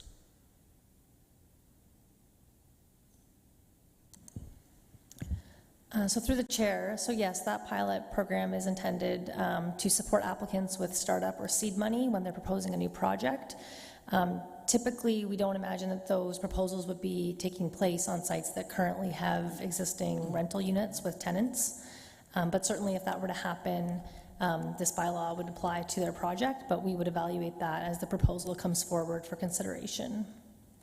Okay, because I'm just saying, if it would seem like it would work if they're building a new building that has to have affordable units in it, and you can maybe even ramp up the number of affordable units in it with a housing provider administering those. This might be a way for the developers to use this money and make more units affordable.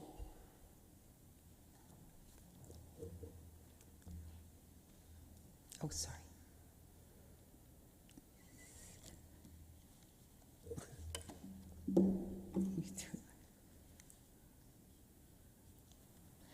So through the chair, sorry, I think I misunderstood your question, Councillor Schneider. The intention is for that fund money to be used to help offset the cost of new projects, and this bylaw is intended for not for the landlord or for the property owner, but to help facilitate the tenants that are renting the units. Yeah, but I guess what I'm trying to ask is, if in a new build there have to be a certain number of affordable units, that would seem to me to be applicable to take advantage of this housing incentive. So they are creating affordable housing units. They could build upon that and even provide more if they worked with the housing provider, which is kind of what we're trying to get developers to do with this project. So I don't know, it just seems like it would be something that would be applicable. So through the chair, so we will look into that and we will get your response, Councillor Schneider, by next Monday. Okay, well, no rush, but just, yeah, thank you. Thank you. You've already asked a question, right? Yeah, I see. Councillor Deneau, have you asked a question? Right? Okay, go ahead, Councillor Deneau.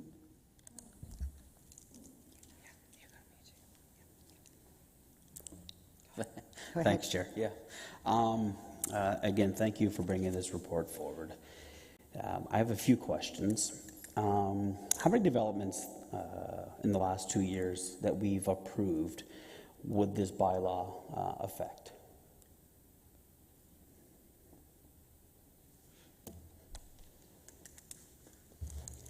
So through the chair, we've gone back a little bit farther than the last few years, in the last 3 years, sorry. In the last about 5 or 10 years, there have only been 3 instances where this bylaw, had we had it, could have applied. Okay, so not a big number. Okay. And to go back to Councillor Oyedune's question, do all tenants have to agree on the same replacement agreement? Through the chair, no, they do not. Each circumstance will be different, so we anticipate people choosing an option that best suits their interest at the given time. Okay. And I guess, sorry, Ms. Goss, how many units were affected in that time frame? So through the chair, we can report back on the exact numbers, but it was a minimal number. Okay. All right. And my last question is, in 2018, the Ford government removed rent control from buildings that were built after 2018. And so in thinking of this, these buildings essentially would be built after 2018. So, is the owner of the building still held to the old set of rate increases, or will they be able to, and again, I think somebody asked about appealing it, because it is built after 2018, will they not be held to the same old rate increases? We encountered that wrinkle, and our aspiration is to have the agreements be subject to rent control provisions in the RTA, but we, through discussions with legal, will determine to what degree that's possible. But essentially, they don't necessarily have to agree to that, right? You are correct that, yeah, any unit prior to 2018 or after 2018 is not covered by rent control. Okay, all right. I think that's a very important part of this process to get in there to ensure that they are held to the same standards as they were in 2018 or before 2018. Thank you. Councillor Michaud? Thank you. Thank you for this report, and there's been a lot of great work done on this. First of all, you've met with a few developers on this project and presented to them. Can you share some of the feedback you got from them?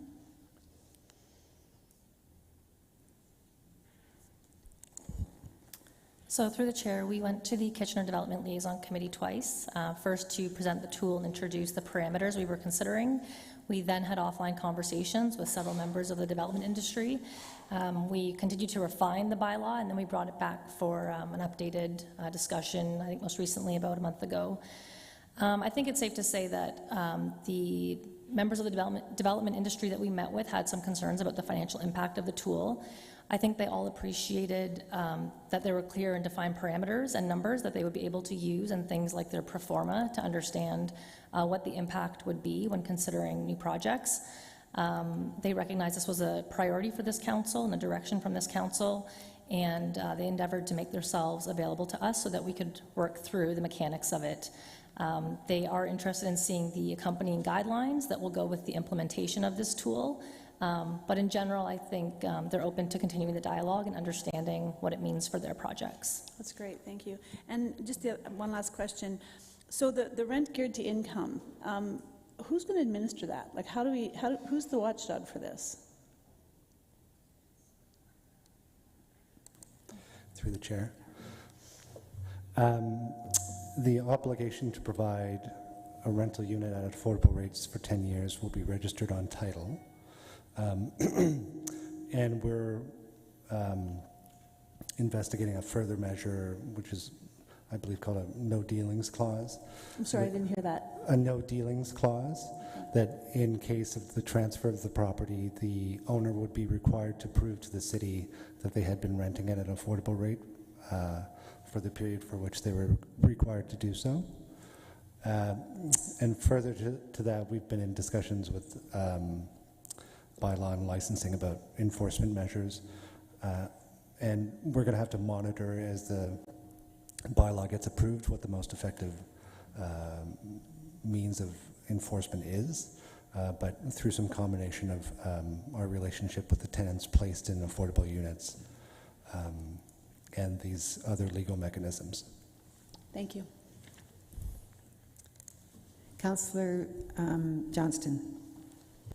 Thank you, Chair Chapman. And you know, the problem with asking your questions a few down the road, some of them have already been asked. But just to be absolutely clear, I had a similar question to Councillor Michaud. So the 10-year limit on affordability, who is the we in administration? I believe what you're saying is it is the developer, but they'll have to circle back with the city, correct? Through the chair, yes, that there will be an agreement reached between the city and the developer to provide these units at an affordable rate, and those obligations will be registered on title. And through these measures and through our enforcement measures, we strive to ensure that the units are actually being rented at the affordable rate. So when you say registered on title, that means if there's ever a change, that it has to go through us. Is there any other kind of mechanism where there's an obligation on behalf of the developer to circle back with the city? This is a bit beyond my depth in terms of what can be registered on title and the mechanisms of doing so. I'll let my colleague answer. Thank you. Through the chair, I'll try. So planner, not lawyer, so we'll see how this works out. But the applicant will be required to apply for a rental replacement permit. There are conditions that we can attach to the rental replacement permit. Any of those conditions and the negotiation that happens between ourselves, the developer, and the existing tenants would be secured through a rental replacement agreement. That agreement then, when we say is registered on title, means it runs with the land for the duration of the agreement. So as many details as we can put into that agreement to secure the tenant selection and the duration of that selection is what would be tied with the land. If there are affordable units that are provided in the new development, that would be secured through that agreement, which again is tied to the land. Additionally, there are things that we will stipulate in more detail in the guidelines with respect to, sorry, I lost my train of thought, with respect to like annual reporting, to provide proof that they're honoring the agreement that is tied to the land. Additionally, when we speak to no dealings, it means that if a property owner goes to sell the property, they have to confirm with the city that they are in compliance with the agreement. So essentially they act as covenants, so like an encumbrance on the title. Okay, thank you. That's much more clear now. Thank you. My other question had been similar to Councillor Schneider's, actually, with what we've passed recently around providing, helping people do co-ops and that, and develop those. Can you have co-op units in a building where other people are renting? Can you form a cooperative within that?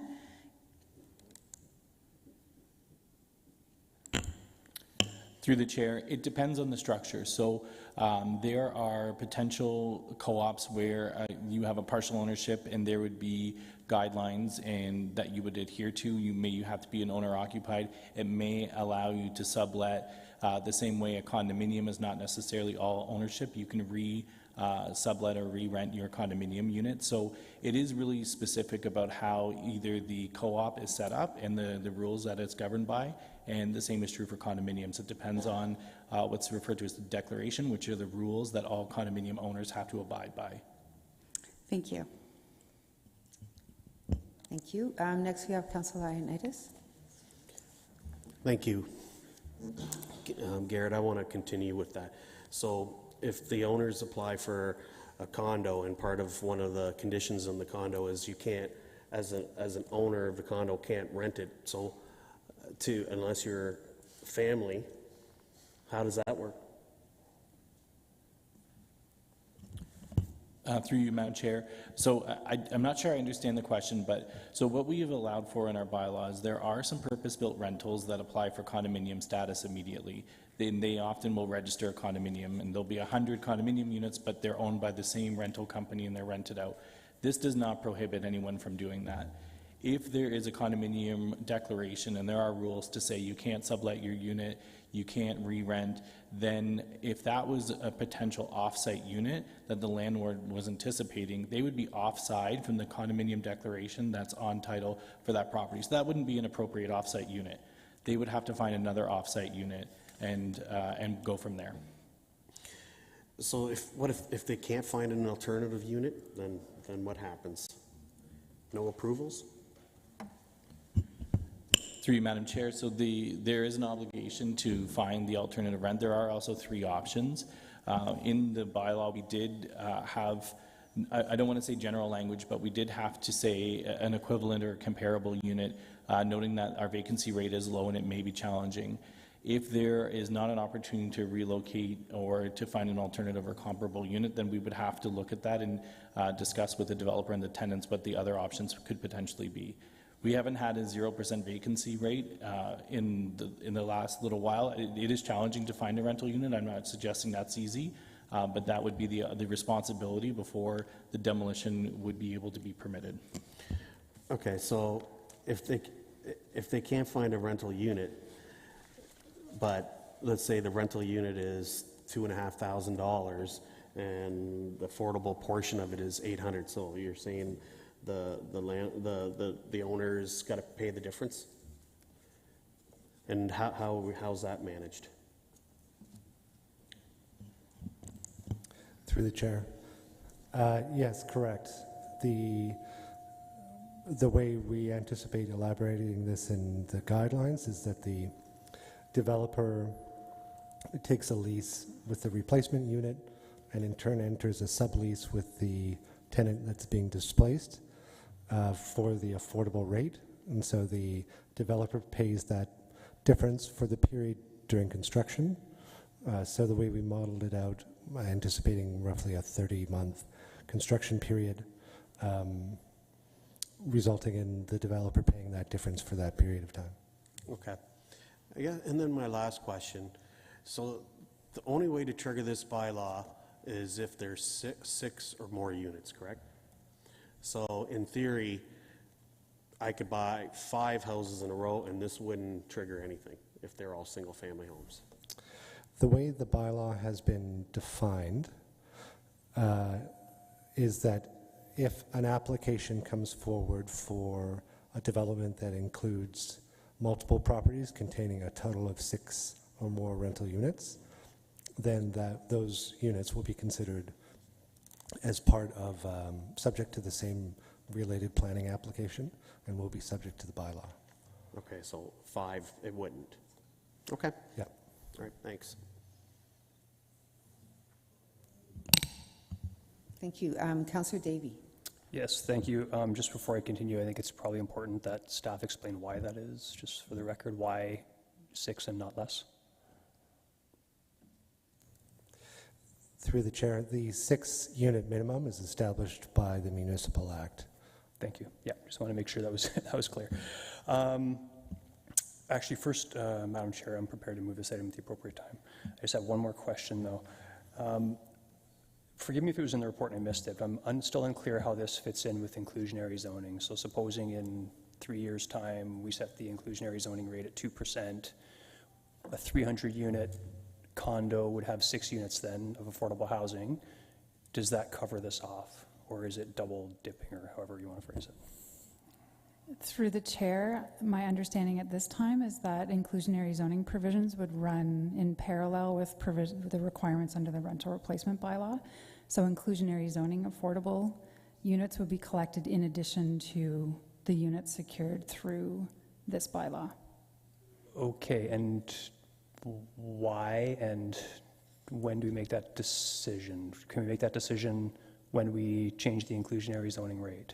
Because I'm not sure I'm comfortable with that. Through you, Madam Chair. So they are 2 different tools. So inclusionary zoning is about increasing the affordable housing supply. So as a portion of the new market units that come online, inclusionary zoning allows for a small portion. So that's increasing. A rental replacement protects and preserves the rental replacement. So if we gave a credit for an inclusionary zoning unit and a rental replacement unit, the supply does not increase, and then the thrust of inclusionary zoning is not met. So they are 2 different tools. What I will say is it's something that we thought about, and what's important to note is inclusionary zoning applies within our protected major transit station areas, and that's also the areas of the city where city has enabled the most amount of redevelopment potential. So I spoke a little earlier about Parcel's recommendation on 145 units. Those are the geographies where, based on the assessments we have, inclusionary zoning and on rental replacement, a project could meet a scale at a magnitude enough that the pro forma would return the ability to have both the inclusionary zoning units as well as the rental replacement. Okay, and again, though, if council's not comfortable with that, what are our options? And again, I'm not saying I want to, I just want to think about this between now and when we ratify.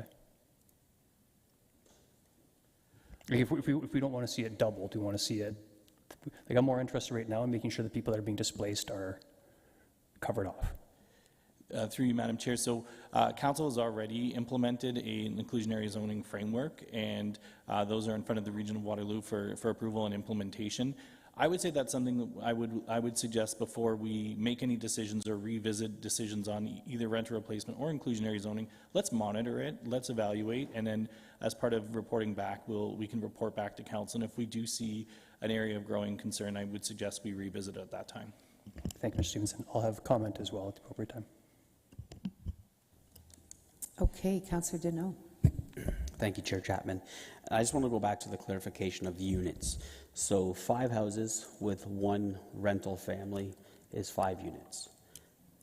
If one of those homes have 2 separate units, that would now become 6 units. Okay, all right. That's all. Thank you.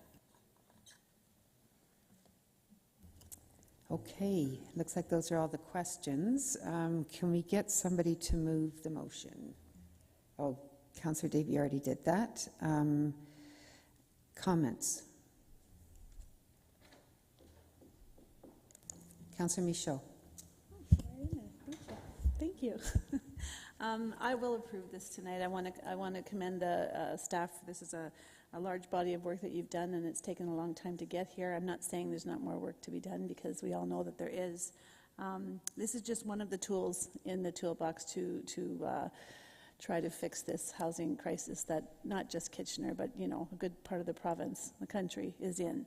And I really think that at the municipal level, we can only do so much. And I think that our feds and the province level of government has to do a little bit more than what's happening as well, and come in with this. So, yeah, I'll approve this, and I hope that that this things work. And it's, as I said, it's just a stepping stone to solving the problem. It's not going to solve it, but we're going in the right direction. So thank you. I didn't notice the order of things, but Mayor Bavanovic, you've been very quiet, so I'll let you go next. Thanks, thanks, Chair Chapman, and lots of great questions from my council colleagues. I want to begin by, first of all, thanking staff for the great work that they've done on this. It has been a significant body of work, in particular making sure that we find the right path. It may not be a perfect path, but a path that allows us to move forward with this, because it is so important, and it is impacting people in our community. I want to remind council that the way this started was actually as a result of a council motion, and it was back on January 30th of last year that Councillor Davey brought forward a motion, and Chair Chapman, you had an amendment to it, and it was ultimately those motions that put this work on the staff work plan and prioritized this because it was something that council wanted to do, along with all of the other things that we were trying to do to help address the housing shortage that exists in our community. Of course, getting it to this point wouldn't have been possible without the impact of, or the input of many members in our community, those who have lived experience in terms of dealing with these housing challenges and renovictions that are happening, but also an understanding from the development community about why we were doing this and why this was important. And while, as we heard tonight, it may not be perfect, there are some things that we're going to need to tweak as time goes on, and as we learn from the experiences of other municipalities. I think this is an important step in the right direction, and I will be supporting it and hoping that we do wholeheartedly as a council. Thank you. Thank you. Councillor Deneau? Thank you, Chair Chapman, and I want to thank staff again, and I want to thank the delegates as well. Bringing your perspective. We often hear it at the in council, but it's not lost on us what is out there and what's happening. I know there's there is some concern from the development side that, this is going to ruin the performa, But the fact is, according to staff, in the last 5 to 10 years, it's only affected this bylaw would only affect 3 developments. And so I don't think the roof's going to cave in, pardon my pun. Yeah, this guy's not falling, but I think it's a step in the right direction. This bylaw is going to help, as we heard earlier, some of our most vulnerable, newcomers to Canada, racialized individuals, single-family units, those who are actually working at minimum wage jobs, and I always throw this in, healthcare workers who can barely afford high rents. And so it's not perfect. It's not what everybody wants to see in our community, but I think it is a good step in the right direction. Fall of 2022, 44.4% of Canadians were concerned by their household ability to afford housing or rent. And so it's a real issue across the country. And I feel proud as a municipality and as a councillor to be enacting really, really strong provisions around housing in our community, inclusionary zoning, the Growing Together, because we are losing affordable housing, and any chance we can to sustain that, to maintain it, I think that's what we have to do. And just one quick mention, this summer I'll be attending AMO, the Association of Municipalities of Ontario, and I will be bringing up during a session about renovictions to the provincial government. And so I just want to put that on your radar, that it's not lost on us, it's not lost on any of us. And so, we do what we can do, and we encourage everybody to do what you can do as well. So thank you very much. Thank you. Councillor Ioannidis? Thank you, Chair Chapman. I think a lot of good discussion was made today. There's definitely a lot of passionate people that really care about having affordable housing in our community, and it's greatly appreciated. I think a lot of the questions I asked, I put staff through the ringer, I think, with a lot of my questions, and I think for the most part they addressed most of my concerns.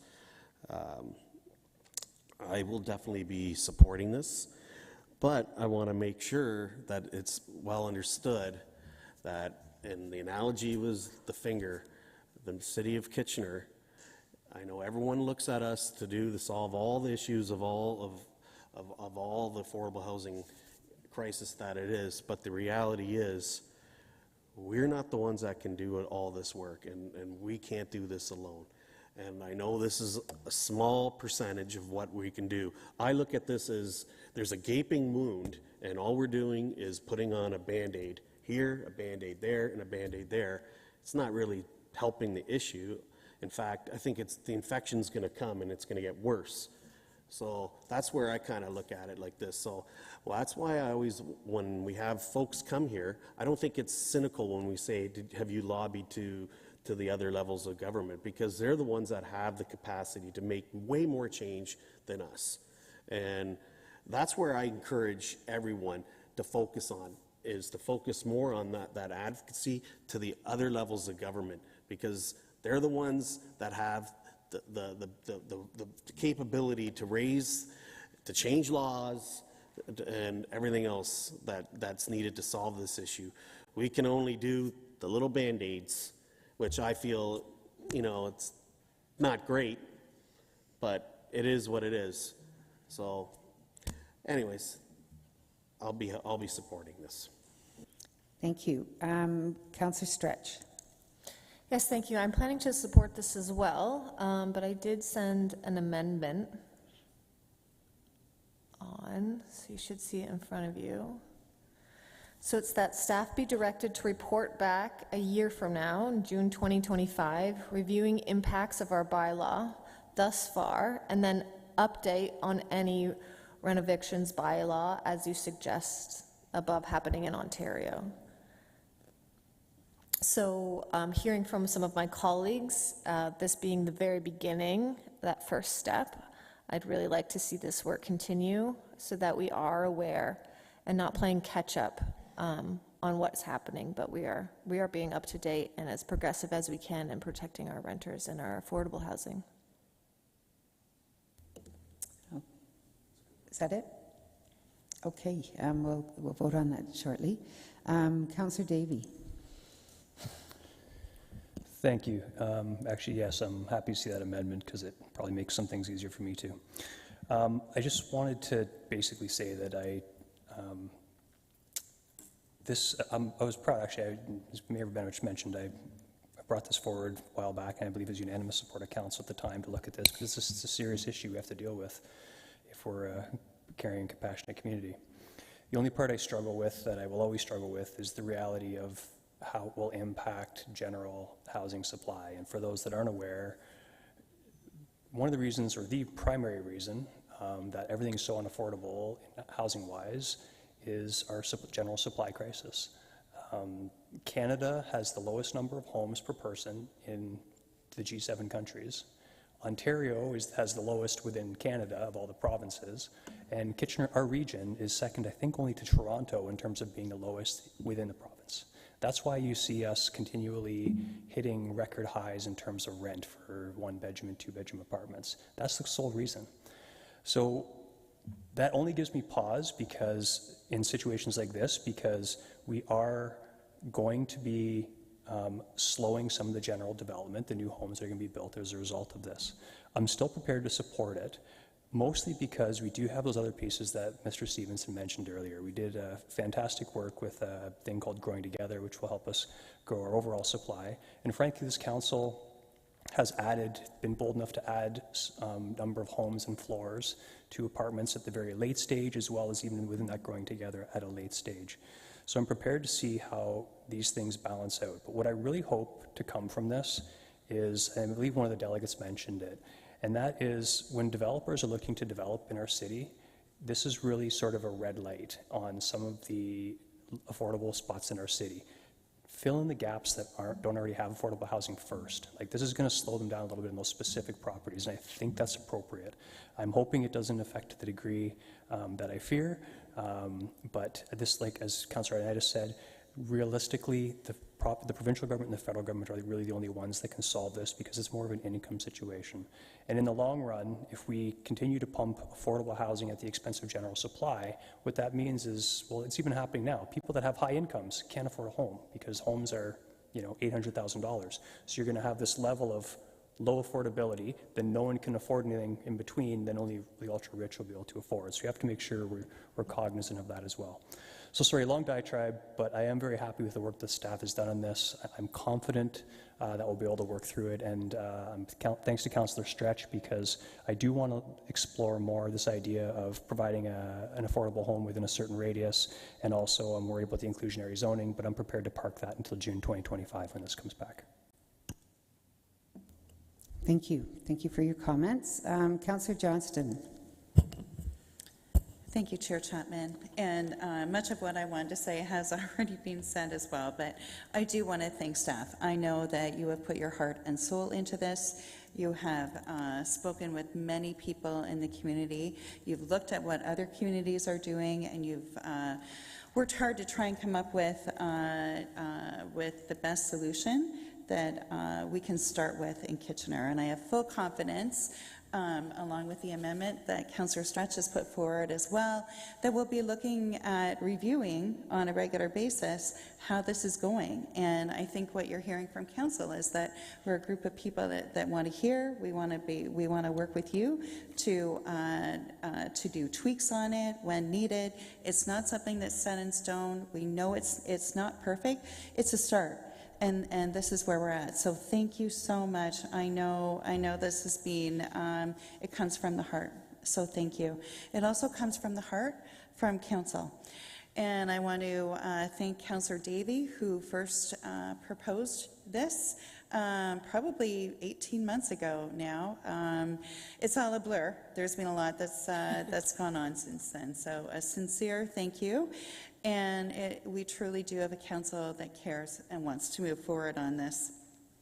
Councillor Davey, I like what you said as well, that hopefully this will have developers look at parcels of land that maybe are parking lots right now, something that doesn't already have something on it. so that we won't be looking at displacing people. One thing that we always make clear, or try and make clear, when applications come to us is that we have to deal with the application on that parcel of land that came to us. We can't say, why aren't they doing it across the road? Why haven't they decided to do it next door where there isn't something? We wish they would too. But it's not something that we can force people to do. And maybe, just maybe, this is that tool that will have our developers looking differently about what they can be doing too. So I'm hoping, as everyone else is here, that this is step one to putting in something that really helps protect our most vulnerable people in the community, because living precariously, worrying about your housing, is not a way to live.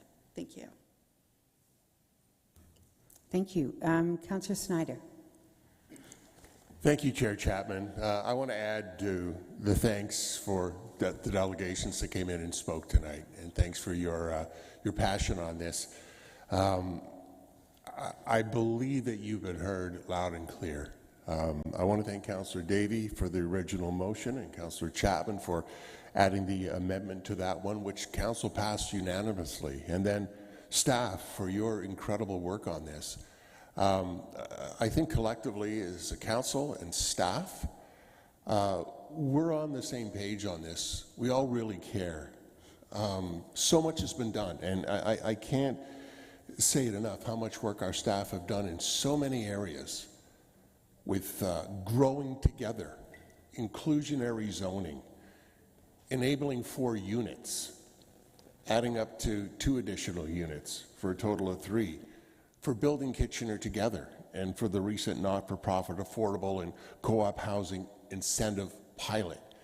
These are all tools, and solving the affordable housing crisis, solving the housing supply crisis is not something that one level of government can do alone. We have worked together with other levels of government. I believe Kitchener truly cares. We have provided land for the YW supportive housing project. That was worked with other levels of government. We've just provided more land for Habitat for Humanity's Build Now, which will see the building of affordable units that will perpetually stay affordable. So a lot of work has been done, and there's much more work to do. I'm really proud of what we have been able to do collectively as a council and collectively as staff. Like, this doesn't get done without a lot of hard work, but real care. And I think council has given extra time, and staff certainly has put in extra time and gone over and above to make sure that we're doing everything that we can in our power. I want to thank Councillor Stretch too for this other amendment. The other thing I want to point out too is every opportunity that we have had to add additional units in affordable housing, we've taken advantage of. And I recall when the developer was here to talk about the Schneider property, where Councillor Davies said, would you consider adding more units and adding more affordable units? Well, let's talk about it. They went away and they made it happen. But that was a last minute thing, and staff, again, had to work extra hard to make that happen. So happy to support. And again, it is one more tool. It's not a be-all and an end-all, but I think we're building a pretty good toolbox as to what we can do within our legislated role here as a municipality in the city of Kitchener. So again, thanks to everybody who came out and spoke. Thank you, fellow councillors, staff. This is one more good thing to add to the toolbox. Thank you. We're going to change seats here for a moment because I'd like to bring another amendment to the proposed bylaw.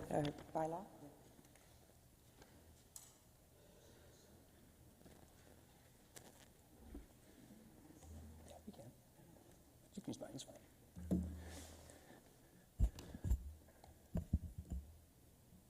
Just in case you're wondering, there's just a procedural rule that the person that's chairing can also bring forward motions. So that's why Councillor Chapman's resolved. Councillor Chapman. Yeah, thank you. I mean, there's not much I can add to the comments that have already been made. I'm really pleased to see that my colleagues are supporting this amendment, and I know staff has put a lot of work into it, and so thank you so much to everybody. I just wanted, this is a very tiny little change of wording or addition to the comparable rental unit definition. I was just wondering, well, is it up somewhere? Okay, so the way it reads right now is that comparable rental unit means a rental unit with the quantity of rooms generally equal to the unit from which the tenant is displaced, offered to the tenant at their existing rent, and shall include at minimum access to reasonably comparable amenities to those included with their existing rental unit. And what I'm proposing is that it read that a comparable rental unit means a rental unit with the quantity of rooms generally equal to the size of the unit from which the tenant is displaced. So it's to the size of. Because, you know, what's happening in some units, and I think of my daughter when I say this, she lived in a one-bedroom unit in Toronto, and it had a den. Well, that's not counted as a bedroom. So if you count that as one bedroom, that second bedroom was actually used for her son as a bedroom. So by including this, the size of the unit, it would help to ensure that if the unit is currently 2 bedrooms are being used, even though it might be a one-bedroom apartment, that that comparable unit would include that the size component would be there. So that's the amendment. It's tiny, but it could make a difference, right? Thank you. Thank you. So, yeah, if there's questions on this, it's fair to ask. Councillor Stretch, I have you in the queue for that. Okay, go ahead. So in the amendment, the language here to define the size is rooms generally equal to. I guess as staff, are we comfortable with that language? And then, you know, should we be adding generally equal to or greater than? If you are comfortable with that language. Ms. Bustamante? So through Councillor Davey, we appreciate the intention of this amendment. Staff have looked into this matter a number of times, and we have considered many different ways to try to define the term comparable rental unit. It is very challenging to require the replication of square footage of an existing unit, as depending on what the existing unit is, it may not be able to be replicated. For example, if the existing unit was a 1,500 square foot townhouse, and the new building does not provide for townhouses or units of that size, we do not have the legal ability to compel specific sizes through this type of bylaw. We also cannot compel different unit types with different numbers of bedrooms. However, we will continue to work with the industry on collaborating on this matter and trying to ensure that we secure units that are as close as possible to the ones that may be affected through this. So we do continue at this time to recommend the proposed definition of comparable rental unit that was included in the bylaw before you tonight. Thank you. Thank you. Councillor Stretch, you done? Okay. Next in the queue is Councillor Ioannidis. Yeah, I think you addressed most of what I was concerned about, but what if it was like 6 houses? Like, where are you going to find 6 houses in a space to accommodate that? So I guess that answers my question. Councillor Chapman? Yeah, just for clarification, I'm not talking about square footage. I know that was an earlier iteration of this same amendment, but I'm referring to generally equal to the size of the unit. It doesn't mean it has to be equal, but you know, as close to equal as possible. So I'll leave the motion on the floor, and I'll let council decide. Thank you. Thank you. Councillor Deneau? Thank you, Chair Davey. Is there a concern that we would see a situation where a dwelling that has 3 bedrooms, you know, a parent bedroom and a 2-kid bedroom, that they would be moved into a 1-bedroom unit? Do we see any concern that that may happen? Ms. Bustamante? So through the chair, this is a new tool for us, and there are lots of permutations that we have not yet explored as we have not implemented this tool yet. Certainly at times when a vacancy rate would be very low and the supply would be very tight, it is possible that that may be one of the scenarios, and that's why there are 3 options available to the tenant. So the tenant has the choice of picking the option that is best for them and their family or the people that they live with.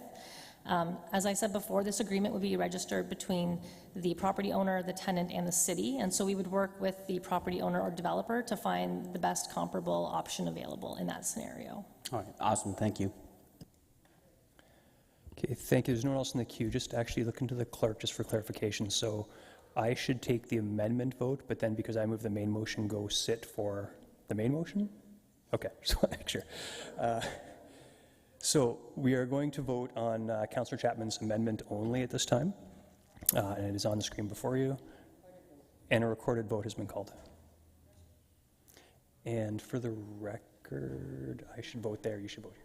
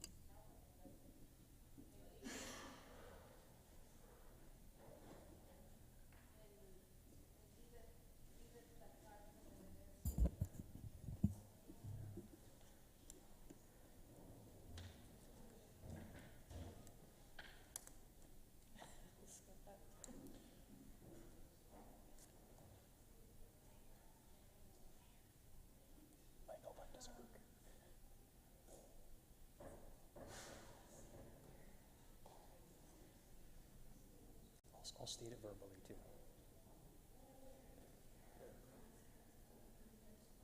Oh, okay. Sorry. Oh, sorry. Has everyone voted? Oh, sorry.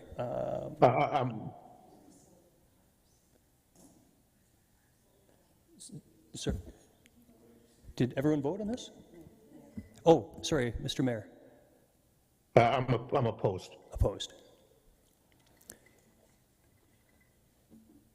Okay, and for the record as well, my no button is broken. That's why mine's a different color. So I've clearly voted no too often. So. Okay, thank you. Next, we'll vote on the motion to report back in 2025, and we'll do a recorded vote as well.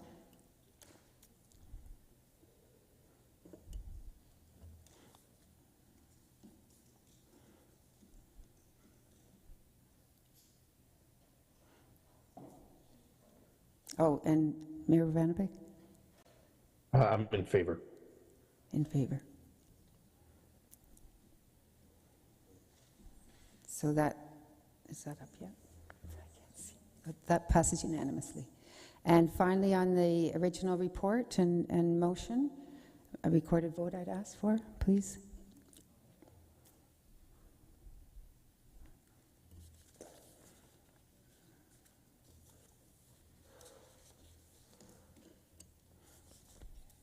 And Mayor Vanderbeek? I'm in favor. Great. And that passes unanimously. Great. Thank you very much. So, be it resolved that the proposed rental replacement bylaw be approved in the form shown in Attachment A to report DSD 2024-282, and that city-initiated official plan amendment OPA 24007 KNG for the purposes of administering a rental replacement bylaw be adopted in the form shown on the official plan amendment attached to report DSD 2024-282 as Attachment C, and accordingly forwarded to the Region of Waterloo for approval, that bylaw 2013-093, being Chapter 620, Demolition Control of the Multiple Code, be amended by the proposed bylaw attached to report DSD 24-282 as Appendix D to enable the administration of the rental replacement bylaw, and further, that staff be directed to continue to work towards a tenant assistant policy as outlined in Kitchener's Housing for All strategy. And that is it. Thank you all for coming and for your comments and your feedback. And to council and staff, can I have a motion to adjourn? Councillor Michaud, and all those in favor? And that's it. Thank you.